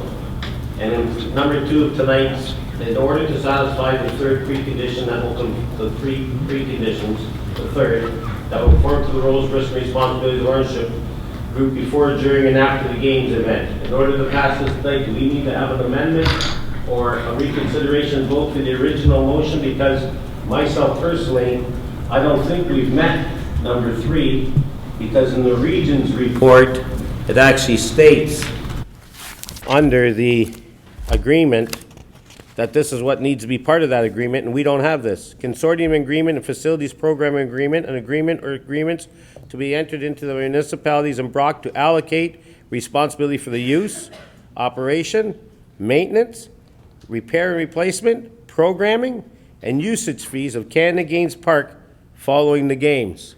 That was one of the preset conditions. I'm like Councillor, I'll comment and ask questions at the same time. That's one of my concerns, like Councillor Longo. We're going into the unknowing here. We're writing a blank check, and I don't think anyone here would run down to a car dealership and tell them to drop a car off my driveway, and we'll worry about the payments later and what it's going to cost. So, through you, Mr. Mayor, to the City Clerk, have we met all 3 conditions as laid out on May 21st, 2019? And I ask that because there's no partnership agreement and there's no operating model for the new facility that has been prepared for my consideration or approval by council. We haven't even had one, so it couldn't have been met. Sorry, Mr. Mayor, only 2 conditions are satisfied, not the third one. There are several agreements that needs to be prepared, and as listed in the report, there are 6 or 7 of them that needs to be prepared, and those will be done subsequently. So those are not done. So only 2 conditions are met. The third one is still outstanding, which we are working on. Thank you. So seeing that the third condition I'm at, and don't get me wrong, I'm not against the Canada Games either. I'm against the funding model and being an ownership of it. I have no problem with giving them some capital funding and that stuff. So if we have not met the third condition of the motion that was put forward on May 21st, 2019, then we technically cannot vote here tonight for the $5 million. Unless we get...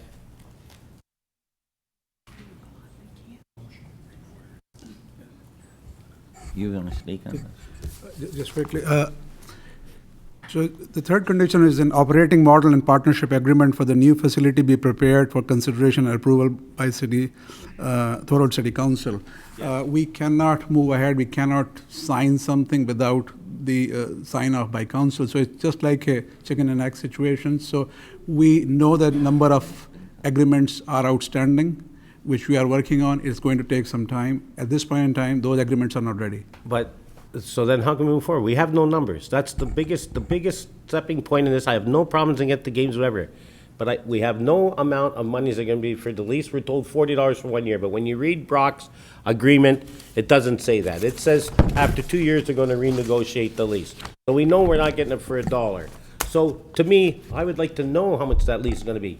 We're allocated 60 hours of primetime hockey, but in that agreement, it says that we will be responsible for a specific amount of hours, and all that capital funding monies have to be paid up front. We still do not know the hours that we're gonna have and how much funding and how many monies have to be paid up front.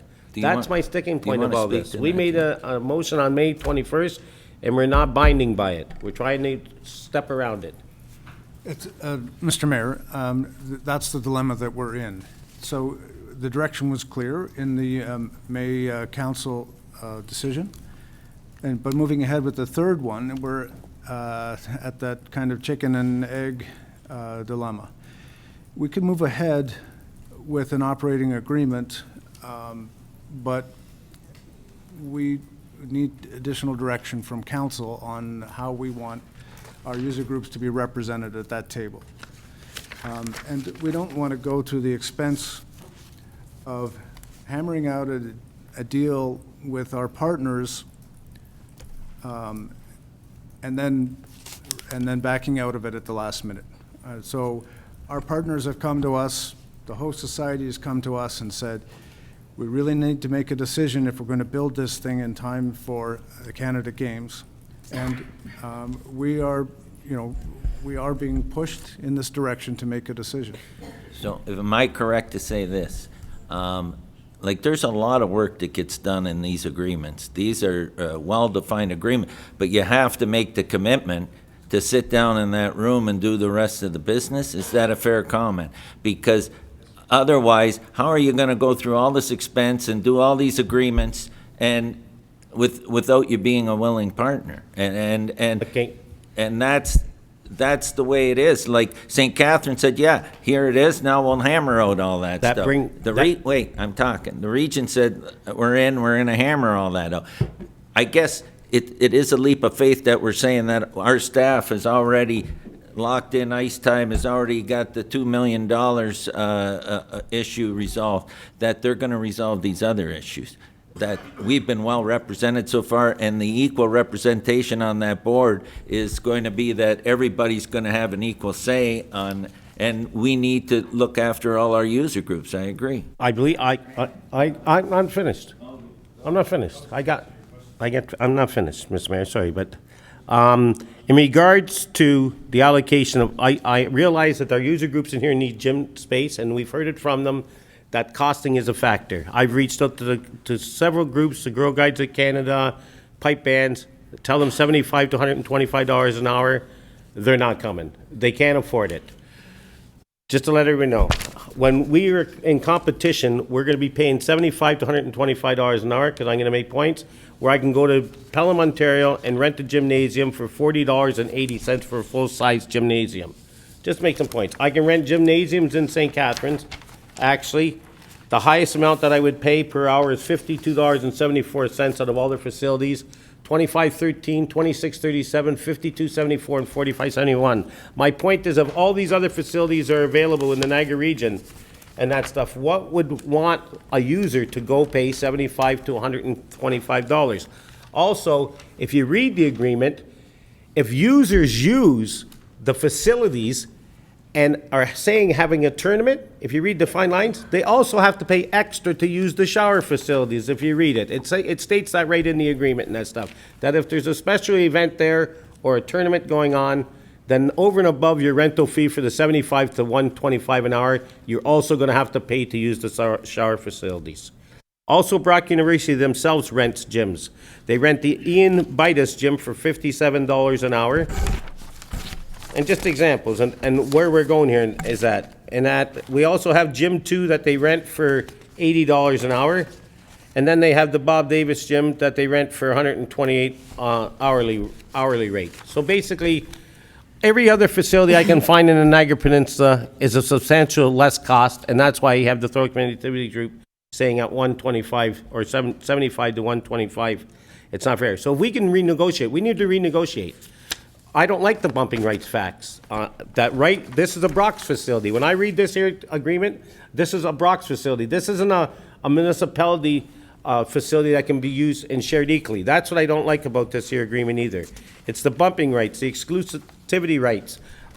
As mentioned here, if you wish to have camps, you can have camps. It's right in the agreement that the parties agree that Brock would have the exclusive license to offer camps within the facility's gymnasiums. And then also, Brock's going to get the use of the gymnasiums from 7 a.m. to 6 p.m., 3 gyms from September to April. So there's only going to be 1 gym available. And I know the Thorold Community Activities Group operates daycare. They operate a lot of times during the daytime, and during those months, September through April. So they would only have opportunity to rent 1 gym. And second, to Brock for weekday use, 6 a.m. to 7 p.m. during summer seasons for 3 gyms for staging summer camps. So basically, 3 out of those 4 gyms are going to be occupied 12 months of the year by Brock University from 7 a.m. to 6 p.m. That's not an arrangement. That's not a partnership the way I look at it. And I'll continue on it. And this here is that also when I look at for the survey that was done, and right in the survey, I'm not going to go through everything that I did, but it states about how we should be looking at centralizing our thing. I'm allowed to make comments, Mr. Mayor, right? And I looked at some of the comments in here, and just remember that there was only 240 people out of a population of 1,830 that answered the question, if the proposal to build a 2021 Games complex proceeds and includes a double pad arena, do you think the City of Thorold should partner? Yes, said 60%, but we got to remember, that was only asked of 240 people out of the municipality. Also, it says several new subdivisions in the area are both currently underserviced and closer to recreational service in adjacent communities than in Thorold. That's meaning out in our western area of Thorold, where the majority of our new subdivisions are being built. And they just had a feasibility study with the new sewage treatment plant meeting that was at McBain Center just 2 weeks ago, Wednesday. And they say that growth in the next 10 years, 65% of that growth is going to be in our area that's on the other side of the canal, not in this area. It also says that 2 older Thorolds here, 1 with a strong base. But it says the potential for greater centralization of recreation facilities. That is not a centralized recreational facility. That does not address the needs of all our citizens in the municipality. Because it says here, influence the existence of which existing facilities are upgraded and are expanded at their current locations or replaced in a single multi-purpose community hub. That's what was in our recreational plan. We're not getting that community hub. And also says, while continuing to support existing programs, activities if warranted by demand, there is a need to diversify beyond what is seen as too great a focus on hockey. And it also states in the report here that the majority of people who responded to the survey live in our northern end of the municipality. They don't live, our servicing for our rural areas, this is not addressed. They're going to continue to use the facilities in Welland. They're going to continue to use the cities in Niagara Falls, as this survey says. And that's what it's directed to. And it states, as I said, that the majority of the users, and in the survey, were all people from the rural areas, will not get an opportunity to use it. Again, the agreement part of it, we haven't done it. The average users in that stuff, for as far as users go and the amount of space that we're going to get, isn't specified in the documents anywhere whatsoever. Hockey Canada, there's $100,000 less registrants, as former Mayor Luciani says, from 721,504 in 2014-15 to 621,000, so 100,000 less there. Mr. Luciani asked, and I got a hold of the Ontario Minor Hockey Association. There's 282 registered hockey players this year. I got that email yesterday. Also, I got an email from Girl Scouts Canada. Just like I said, and some other ones, they're not able to use the facilities. I'm trying to rush through this here, Mr. Mayor. Again, the federal money portion of it, I know Mr. Hamilton had said that they had sent a letter and that stuff, but you know, it gives me concern when the presentation was first made on May 21st. It said that 4 partners will come together to manage the facility. That ended up not being the case. Brock contribution consists of land. That happened to be the case. and $11 million. Councillor Kenny actually stated at the November 6th Parks and Recreational meeting that it was $11 expenditure. So there's a lot of unknowns and answers here that nothing is coming to the fact, and especially with the funding. I find it hard to believe that even the council, nothing against you, Sal, but, you know, I got a hold of the city of St. Catharines to ask them how much would be going to the Henley Regatta and how much to Brock University, and nobody around here and anywhere wants to give us a straight answer. Someone's got to know the number. As Councilor Longo said, it states that there's $7.4 million. So when I look at that, and then with renting out the students, Brock University says $500,000 and $3.5 million for housing. I had the piece of paper here, but I did lose it. I know that actually the Brock University currently charges $6,940 for a double and $8,600 for a townhouse. If people may be interested, it's $19.27 per day and $23.88 per day. If I work it out at 3,600 athletes and that stuff, it comes nowhere near $3.5 million. The only way you get $3.5 million is you charge the athletes about 150% more than what they're actually charging their own students for the same facility, because their students are paying $69.40 a month. These students are only going to be here for 2 weeks. So I have a problem with that. You divide 500,000 by 18,000 for Brock, they're putting in about $23 per student per capita. You put in $5 million from the city of Thorold, we're putting in $277 per capita per person. And at St. Catharines, I estimated at $3 million, they're putting in $27.77 per capita. To me, that's not a fair deal. That is not what I would call an agreement I want to be a part of. So I guess in closing, I know a lot of, I want to say a lot more, to tell you the truth. My concern is this: I really don't have confirmation that the federal funding's there, and Doug, not that I don't believe you, but there's been a lot of that had been said at the May 21st meeting that has not come to fruition. The lease of the land is the biggest thing, and especially since on November the 6th it was noted that in fact they were donating 23 acres of land, I believe, at a value of $11 million. That was mentioned at the Thorold Recreation meeting, which is not true. 22 acres. So all in all, I have nothing against it. I'm against the funding model. It doesn't work for me. We're not getting the...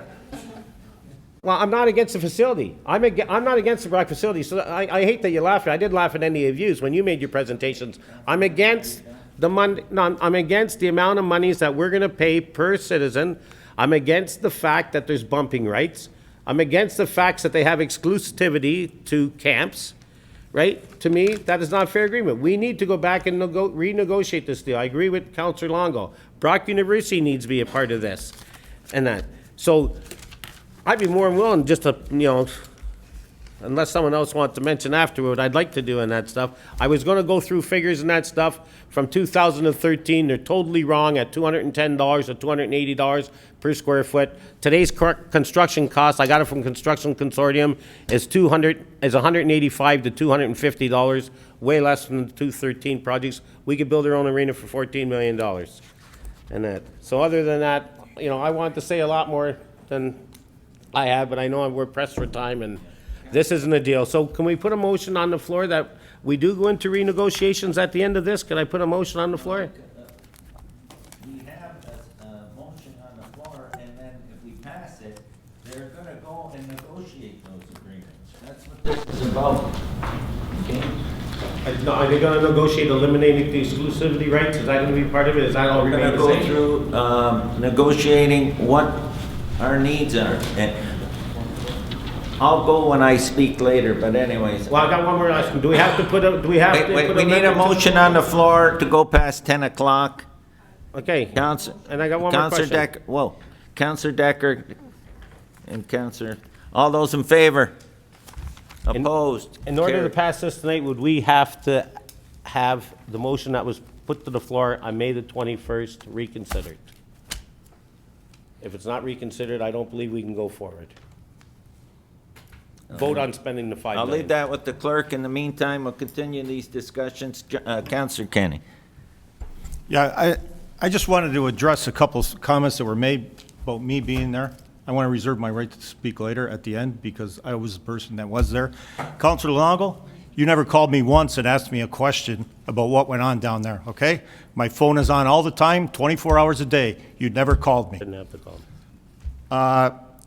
Councillor Hanley, We have to pass this tonight so that we can be at the table. If we're not at the table negotiating for these user groups, we're going to get nothing there. That's right. We must pass this tonight.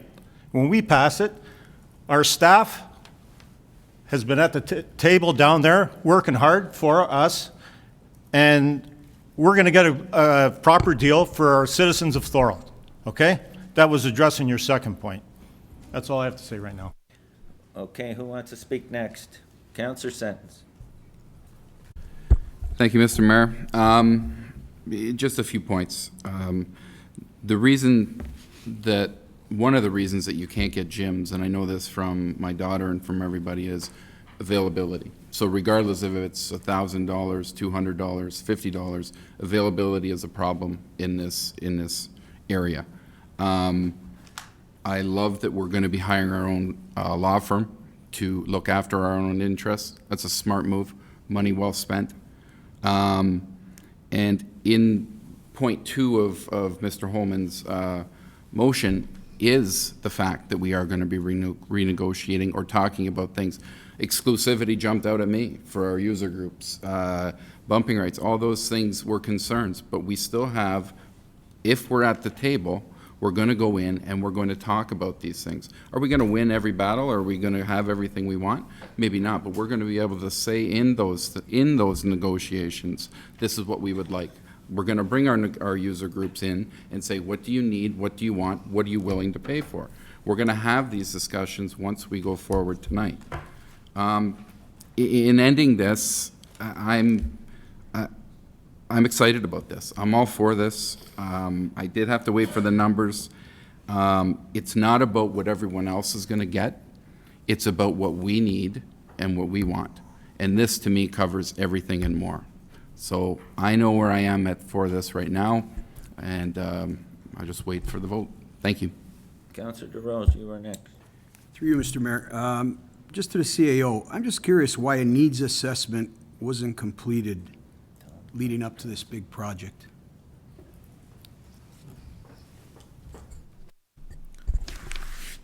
So we started with our parks and park trails and rec master plan.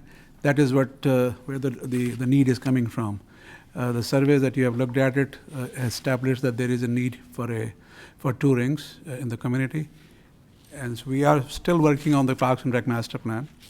And if traditionally, we would have let the parks and rec master plan to be completed, but this opportunity presented itself, and there is sort of a time bound that we have to make a decision. But the surveys, I know that the sample size that has been questioned, the sample size is small, but the professional consultant was hired. They did the survey, they did the outreach, and that's the results. That's the way the need is coming from. Thank you. The survey was biased, by the way. There was no talk of any cost to the taxpayer. But I also wanted to ask you why you talked about the park and rec master plan. It's not completed. So how can you even refer to that as a need when it's not completed? This decision should have been made after our park and rec master plan should have been out and available to everybody to see. That's my opinion. Can you share your opinion on that? To you, Mr. Mayor.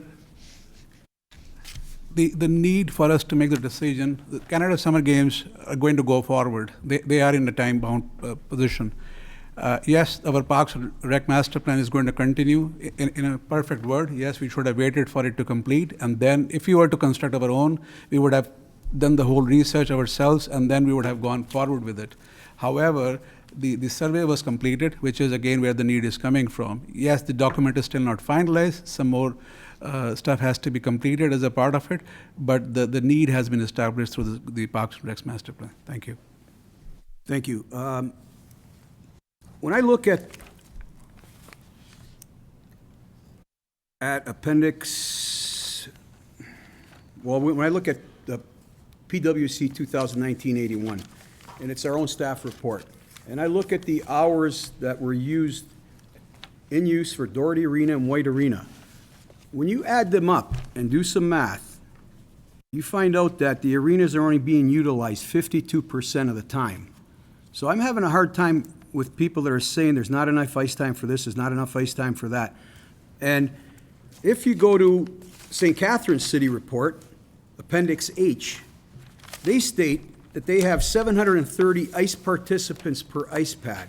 So what I'm concerned about is why, right now, we couldn't even, Jim and I met with our Director of Operations and our Public Works Director, and they couldn't even get appropriate or complete numbers from user groups. They were kind of withholding, but Jim went to the OMHA and got this number of 282 youth hockey players.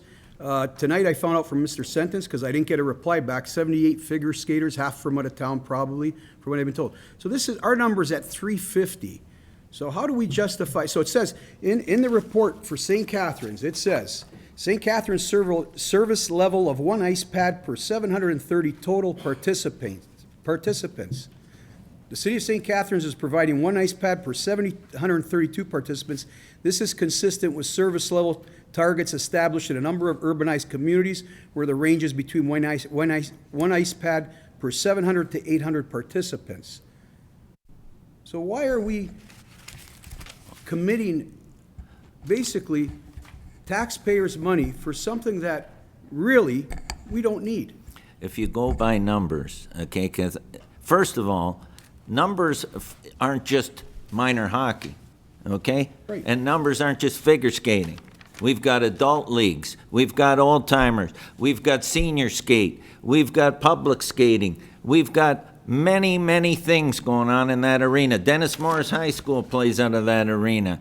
And you can go on and on. So to always use minor hockey is not the answer, because there's way more people in minor hockey utilizing that arena. Number two, the problem is in usage is non-prime ice, not prime ice. We're full on prime ice. It's non-prime ice. So here's where a partner like Brock University comes in, because their varsity teams, their intramural leagues, and all their leagues use non-prime ice we haven't had a chance, that we have a problem selling. So they're an ideal partner because they're going to utilize non-prime ice in the majority of instances. And that bumping is when their varsity team plays on a Friday night, and then the next week might be on a Saturday, so they're going to bump. But let it be known that St. Catharines and us are alternating rinks, so you might get bumped one game, and they play 14 games during the year. So to look at bumping rights in the arena, you're blowing it way out of proportion on what it is. And when we went into this agreement, making sure our ice needs were looked after. St. Catharines went into this to make sure their ice needs were looked after, and Brock went into this making sure that they got the additional gym time they needed. So that's what a partnership's about. I'm not disagreeing with you on that, Mayor, but I will tell but you. you can't always look and say, well, minor hockey's only 300, because believe me, it's way more than minor hockey utilizing that arena. Okay, looking at our staff's report, 18% of each arena is underutilized for prime time. It's right in the report here. The other thing I just wanted to mention, the page before that, it's not numbered, but it's in our PWCS 2019-81-81. The guideline for St. Catharines, and I don't know why we wouldn't follow what their guideline is, tells you the threshold of numbers that are generally used to come up with a ratio as to participants to the number of ice pads required for a community. If you refer to page 89 of Appendix H, St. Catharines City has, St. Catharines reports that 730 ice per 19,900 people. St. Catharines has 1 arena per 19,900 population. Thorold has 2 for 19,000 people. So just looking at what our own staff has come up with. So that's a little concerning, that St. Catharines is all right with 1 arena per 19,900 people, but we're not okay with what we have, or 1 arena for 19,000 people. Okay, I got Councillor Decker. Thank you, Mr. Mayor. I just have a question regarding Parks and Rec Master Plan. I believe back in the spring, we were all participants in a survey that was done, not only council, but user groups. So to say that we've never saw the report, when we all participated. Am I wrong in saying that, or did we not all participate in a survey with respect to the giving our thoughts and opinions to the report? Yes. Anyone? Mr. Mayor, so, yeah, the consultation portion of the master plan was conducted early in the spring, and you may recall meeting with our consultant from Think Design, who asked a number of questions and received a lot of feedback. That document, the consultation piece, was what was presented in, or it's attached to this report as one of the appendices. It was produced in June. So the consultant is at the point now where they want to finalize the master plan, and it's very heavily dependent on the facilities that are available to us.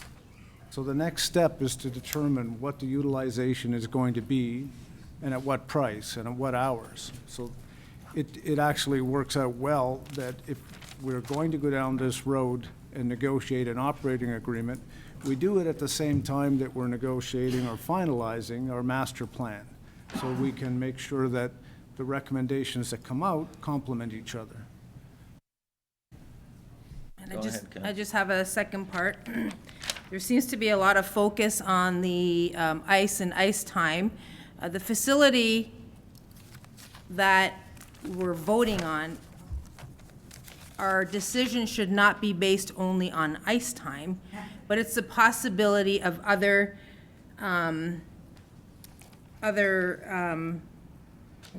trying to get the word out of my head here, of other spaces we can use, that user groups can use.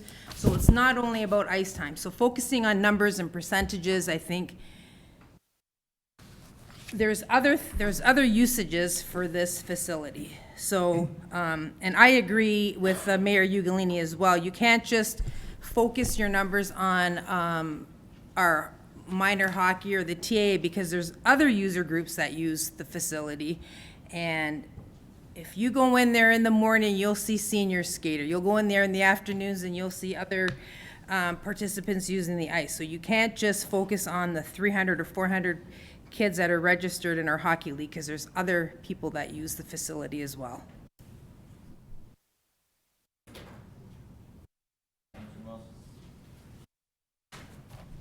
Thank you, Mr. Mayor. I'm in support of this facility. I think this is a great facility. I think it's going to bring tremendous opportunity to our community. And I just want to state, and I'm just echoing what Councillor Decker said there, it's so much more than an arena. I don't have to go through a list of all the user groups that are going to use it, because I think our community members actually did an amazing job of that tonight. And actually, I'd just like to thank all of you. It really touched me, because I guess when I came to this meeting tonight, I assumed that it was going to be full of people that were against this facility. And I'm so moved that there were so many of you that were actually looking at the benefits and how this is going to bring us together, a community from all different age groups. And I just think it just gives me goosebumps. I just think that's so exciting. I think. Oh, sorry, I have a bunch I want to say here. So I think tonight, I think that probably not all of those user groups are present here. I think there's so much more that we probably don't even think about. Even cheerleading consortiums that come to different communities with thousands of people that they bring to those facilities. I know we had several years that we were part of that. It's tremendous. I think it's time for us to have faith in our staff and the legal representation that we'll bring on if we pass this motion or this evening. I think staff has already shown us that they have our best interests at heart in getting that $2 million of servicing included in that capital cost. That was previously a huge bone of contention in this council, and I feel like we've just kind of gone past that and acted like that's nothing. That's huge what our staff has done, and I think we need to commend them for that and take that faith and put it into them negotiating a solid operation agreement for us. We have the opportunity to be visionaries this evening, and I know that was mentioned by somebody this evening, and I think that's huge. We're leaders in our community. We can all be leaders in our community to look not only of what our current need is, but also of what the future of our community needs. And do we know all those details? No. But it's our job here to think beyond what's in front of us today and think about the growth of our community and what we want to look like 10, 20 years from now. And I can't imagine not having facilities like we have the opportunity to be a part of right now. I think it's excellent, and I think we'd be silly to let that slip by us and not be a partner at the table. So I think it's important to be in partnership, not just donate the money, but to actually be at the table and let this shape our community. I think it's an excellent opportunity, like I said, for so many user groups of all demographics in our community, and at a shared cost.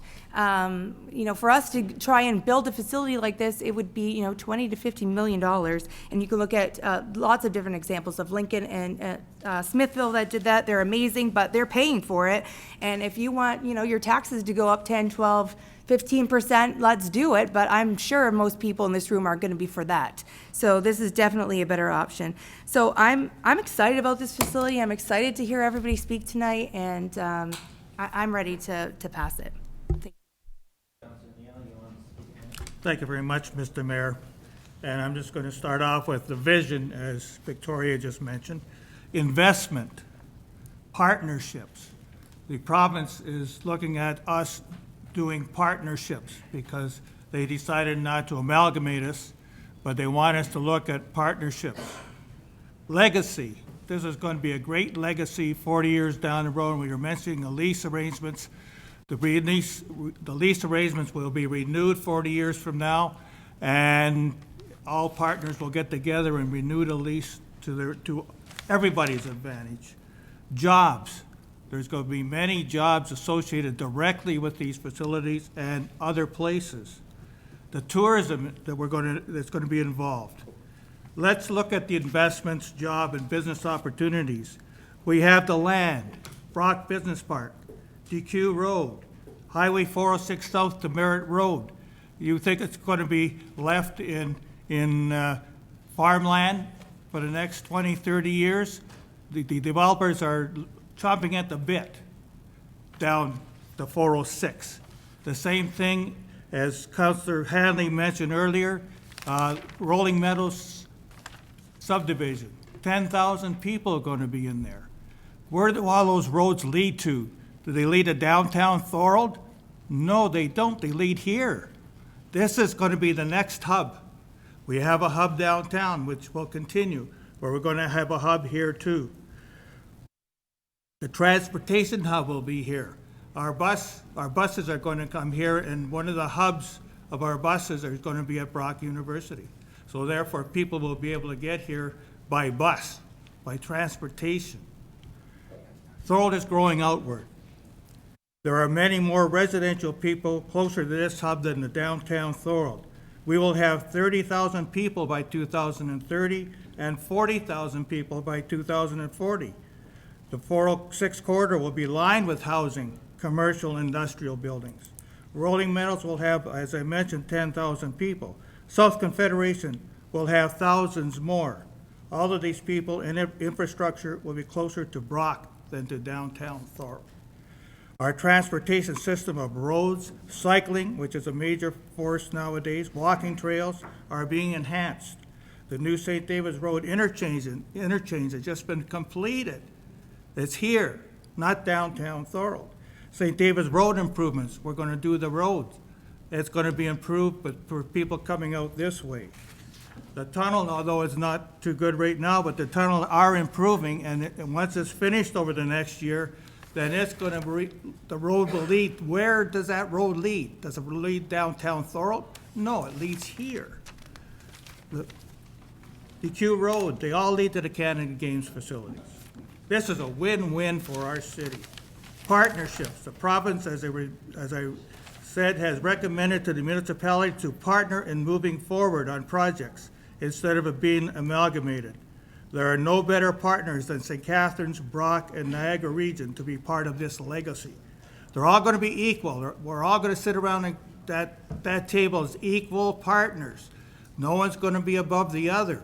So therefore, any decisions that are made about those facilities will be made from a partnership agreement. The James White Arena. Wow. I lived 2 blocks away from that arena all my life. The consensus, the reports, the recommendations from many knowledgeable people and experts, they agree the arena needs to be closed as an ice arena. The reports all say that at least $15 million to build that another new arena, even if we own the land. We need a new arena, another multi-sports venue that we can use, which is the one that we're talking about today. The James White Arena sits in downtown Thorold, away from the majority of our population now, with new people coming in every day. The hub for ice is no longer exclusively in downtown Thorold. It is the new hub at Brock. I feel with a little promotion, we will fill the ice at Brock 100% instead of the 2/3 that is being utilized at the current old arena. My recommendation for the old arena is that we use for dry use for the next foreseeable future, and that above the facility, that we build a 5, 6, 7-story affordable housing building. The 60-unit build is a similar thing that we can utilize downtown Thorold. In any case, we can develop that land to recoup any costs associated with our contribution to the new facility.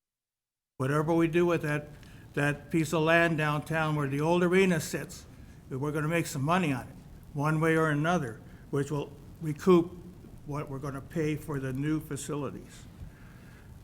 Thorold will utilize an equal number of prime-time hours as St. Catharines will, with St. Catharines using one arena, Thorold using the other. Then Brock will use the balance for mostly off-prime hours. The public, very important, the public will be able to utilize facilities including the wellness center, the 4 basketball courts, indoor walking, outdoor walking, running track, utilized by our schools. All of our schools will utilize those facilities, and they'll find a way to pay for them. The track club, as we mentioned earlier, is going to use it. The cycling venue, it will be a focal point for cycling. And all of our cycling in this area, the Q Road is going to have a cycling pathway down there, and as you can see on the new facility, or the new transportation master plan, that the cycling will be all the way down to the ends of our community. To pay for it, we're going to use $3.69 million worth of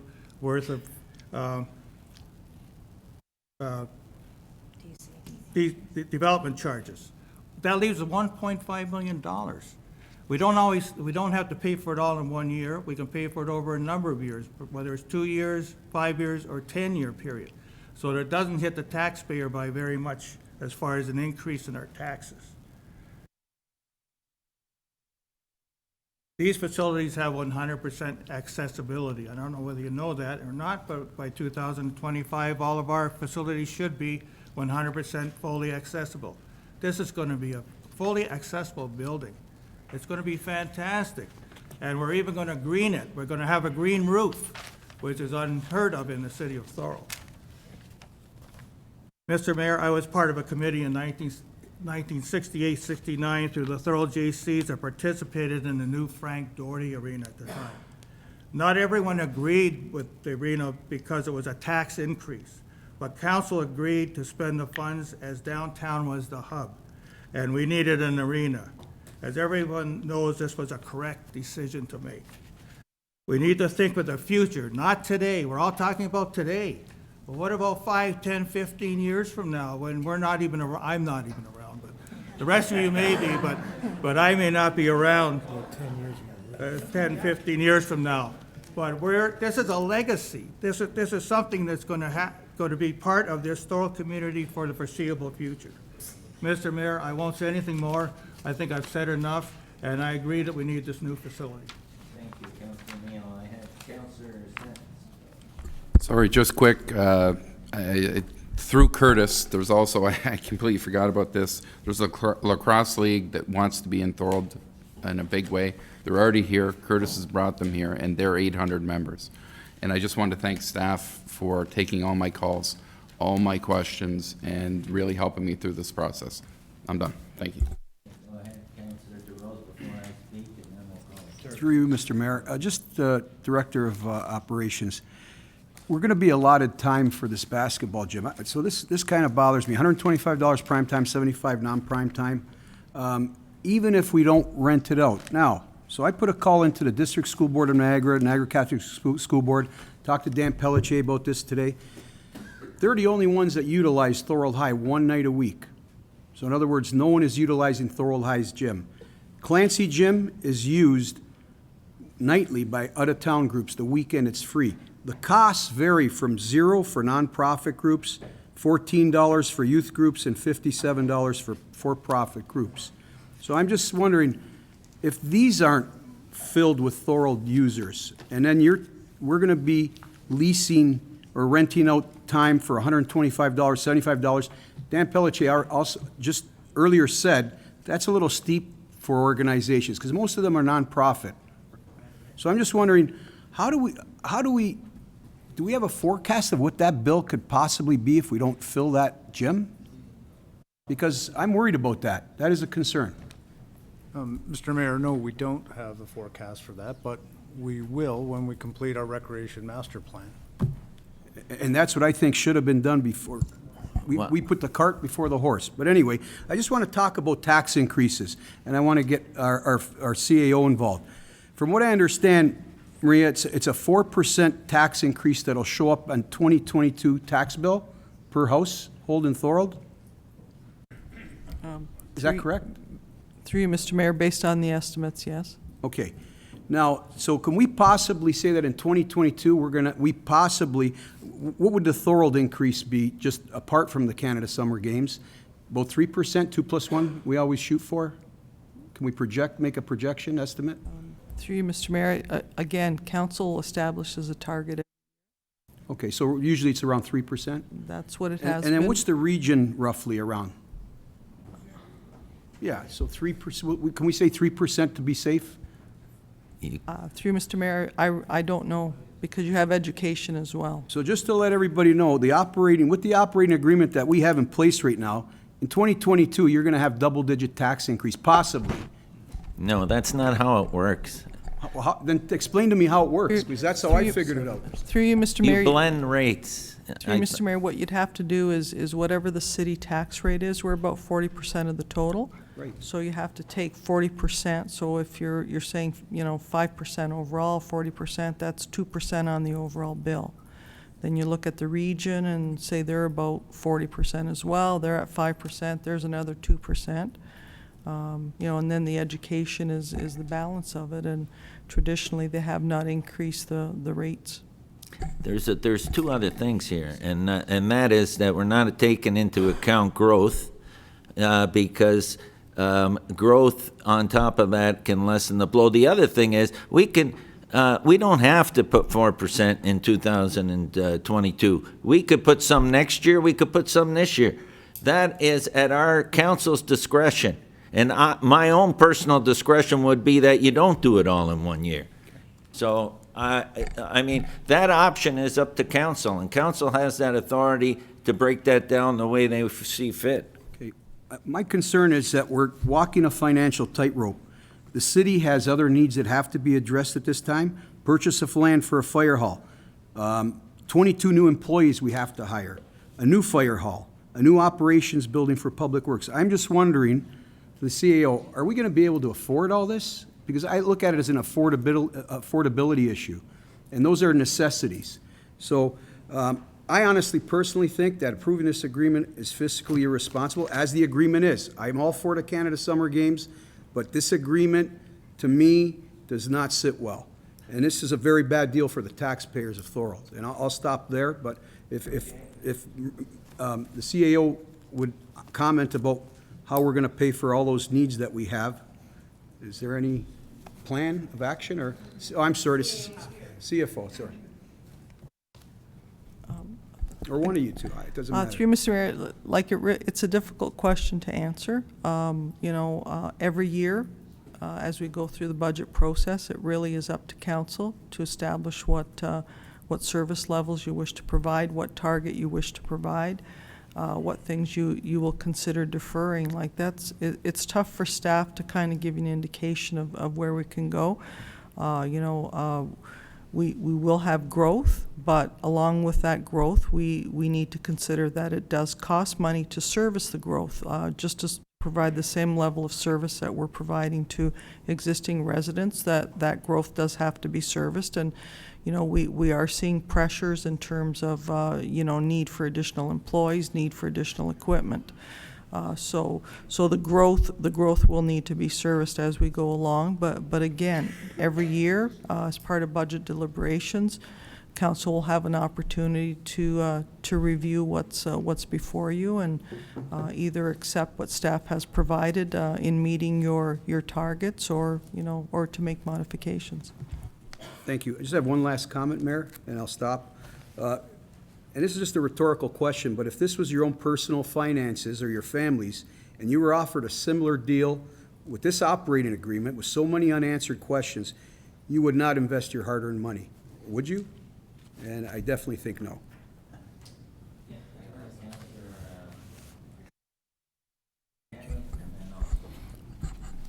Yes. I think we have to pass this today, knowing that with Terry, Maria, Manoj, and Jeff going to these meetings and hammering this operating agreement out, we're going to get the best deal we can for our city. As far as the $125 price on those gyms, Matt and Dougie, they both have that price there, but it's supply and demand, people. If nobody's going to pay the price, they're going to have to rent the gyms out. They're going to have to lower the price. And at the end of the day, if people go there and rent those gyms, it'll open up gyms elsewhere. But the whole operating model is going to be on supply and demand. The ice prices are set, but the gym prices are not. Okay? The ice prices in St. Catharines, Ken Sentence can't go to St. Catharines, it's in the plan, and say, hey, how about, can I get ice for $180 or whatever? The prices in St. Catharines and Thorold and here will be the same. Nobody will be able to go negotiate a price. But the gym price is it's going to be supply and demand. Can I ask this one? Quickly. Just quickly. In regards to the ice. In regards to the ice, for the $140 or to the $200 is, in that agreement, do they have the 24-hour clause like we do now? If you phone within 24 hours, the price actually drops substantially? Is that going to be a part of the agreement too, like they do in other municipalities? Because you said St. Catharines has a deal, but they also have a 24-hour call, and same as Pelham does. If you rent ice within 24 hours, you get a substantially less cost. Or are you going to keep going? That would be part of the operating agreement. It's going to be part of the operating agreement, and that too will be St. Catharines and Thorold, and there we'll have the same agreement. So there'll be no deals with somebody that's got ice Tuesday night at 8 o'clock saying, well, they do it in Thorold or they do it in St. Catharines. Everybody's going to follow the same set of rules. And I just hope there's requests for proposals put out so everybody has an equal opportunity for the canteen services, the office services, and it's not just when I read in this, can the games park, Brock. And I would agree with you 100% that what needs to be done. Anyway, before we go to the vote, I want to speak. Okay? As I've listened to everybody, now I can get my 2 minutes. When I ran in the 2018 municipal election, I stated the importance of economic development, business retention and expansion, as well as leveraging the facilities from the 2021 Canada Summer Games. I ran on that. I knocked on people's doors and told them that I was running on that. So that's no surprise. They knew where I stood then. Tonight we make a decision which hits on all of those initiatives. Jobs during the construction phase, huge sports tourism opportunities, and the cheapest option for the taxpayer to provide a replacement for the White Arena and a multi-use facility amenities our community expects and deserves. The governance review is over, but the provincial government sent us a message loud and clear. Look for partnership opportunities, streamline costs, and find efficiencies. We received an initial sum of money of $720,000 to assist us, and we will be receiving future assistance funding This project is an example of what they're looking for. The city of Thorold is approximately 21,000 residents right now. We're not 18,000. That's not counting the student population. We will be 30,000 residents before long and projected 40,000 by 2040. Families look for amenity and quality of educational facilities when they look for a location to reside. The Canada Games Park project located in Thorold gives us a golden opportunity on the amenity side of the equation. The Santa Claus Parade and early morning elementary school bus routes are good examples of seeing the surge of young families in our city. And if you stand on Kiefer Road any morning, I've never seen youth so young again in this city. 5 years ago, that wasn't there. It's loud and clear, and even in minor hockey, the registration's up at the young age levels. In the early 70s, our community rallied and built the Doherty Arena, the second largest and best facility in Niagara. We had a population of approximately 10,000 people back then. And that gave us 2 arenas, which we enjoyed ever since. This was truly visionary and put us on the forefront regarding athletic facilities. Although the interest to get involved in this project was due to the state and age of the White Arena, circa 1930s, we have an opportunity to get much more than that.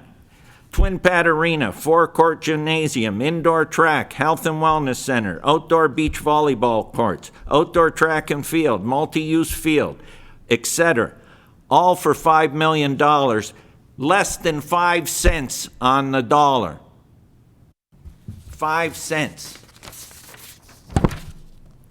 The Health and Wellness Center and indoor track are something older adults in our community will find an attractive offering. They will offer workout programs and assistance as well as rehabilitative support. The Canada Games Park facility will also be fully accessible and offer parasport activities. I grew up in Thorold when we had equal to or the best sport facilities in Niagara. For too long, we have not made the investment in our community to maintain that. Our city is experiencing record residential growth. It is time to step up to the plate. This project is the most affordable option for the taxpayer and allows us to get back on the right path, one we should never have left. And that's my 2 cents. And I'm going to tell you something else in respect to what Carmen DeRose said. He mentioned other projects, and I agree with him. But if we're going to do those other projects, something like this is going to allow us to do those projects because we're spending 5 cents on the dollar, and our debenture is about the same debenture we had when we put the dressing room addition on the new arena. Anyway, we're going to call the question. Go ahead, Councillor Longo. We have a recorded vote. Yes, we can. Recorded vote? So if you're in support, you're voting yes. If you're not, you're voting no. I said that for you. I'll call each councillor's name, starting with Councillor Longo. Are you in favor? No. Councillor DeRose? No. Councillor Hanley? No. Councillor Sentence? Yes. Councillor Decker? Yes. Councillor Neal? Yes. Councillor Kenny? Yes. Councillor Wilson? Yes. Mayor Ugolini? Yes. That's passed. 6-3. Yes. 6-3. Passed.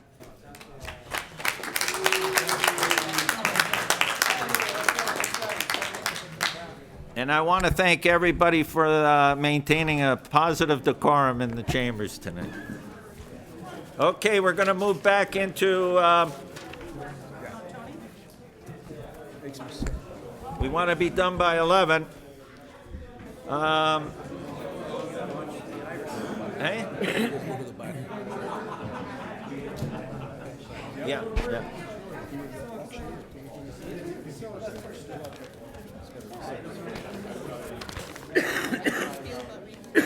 Sorry.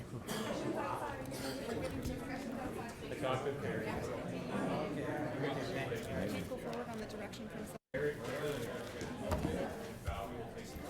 Okay. I've got call for reports to be brought forward from consent. Are there any reports that a councillor wants brought forward from consent? Seeing none, can I get a motion to move the reports from consent? Councillor Wilson. All those in favor? Opposed? Carried. Now we move back in.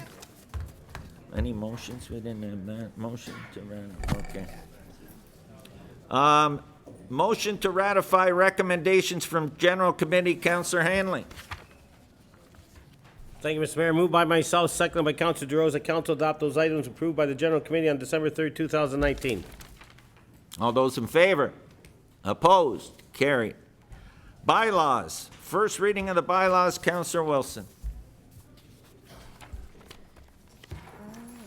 Moved by myself, seconded by Councillor Neal, that leave be given to introduce the following bylaws. Bylaw 144-2019, being a bylaw to exempt a certain block in Plan 59M-445 from part lot control, Block 144, 74, 76, 78, and 80 Hanley Drive, Hansler Heights subdivision. Bylaw 145-2019, and a bylaw to confirm the proceedings of council of the corporation of the city of Thorold as its regular council and general committee meetings of December 3rd, 2019, and that the same now be read a first time. All those in favor? Opposed? Carried. Final reading of bylaws. Moved by myself, seconded by Councillor Decker, that the bylaws just read a first time be read a second time and a third time and do pass, and that the mayor and clerk do sign and seal the same, any rule of this council to the contrary notwithstanding. All those in favor? Opposed? Carried. Council committee and board meeting minutes to review for information purposes. Councillor Neal.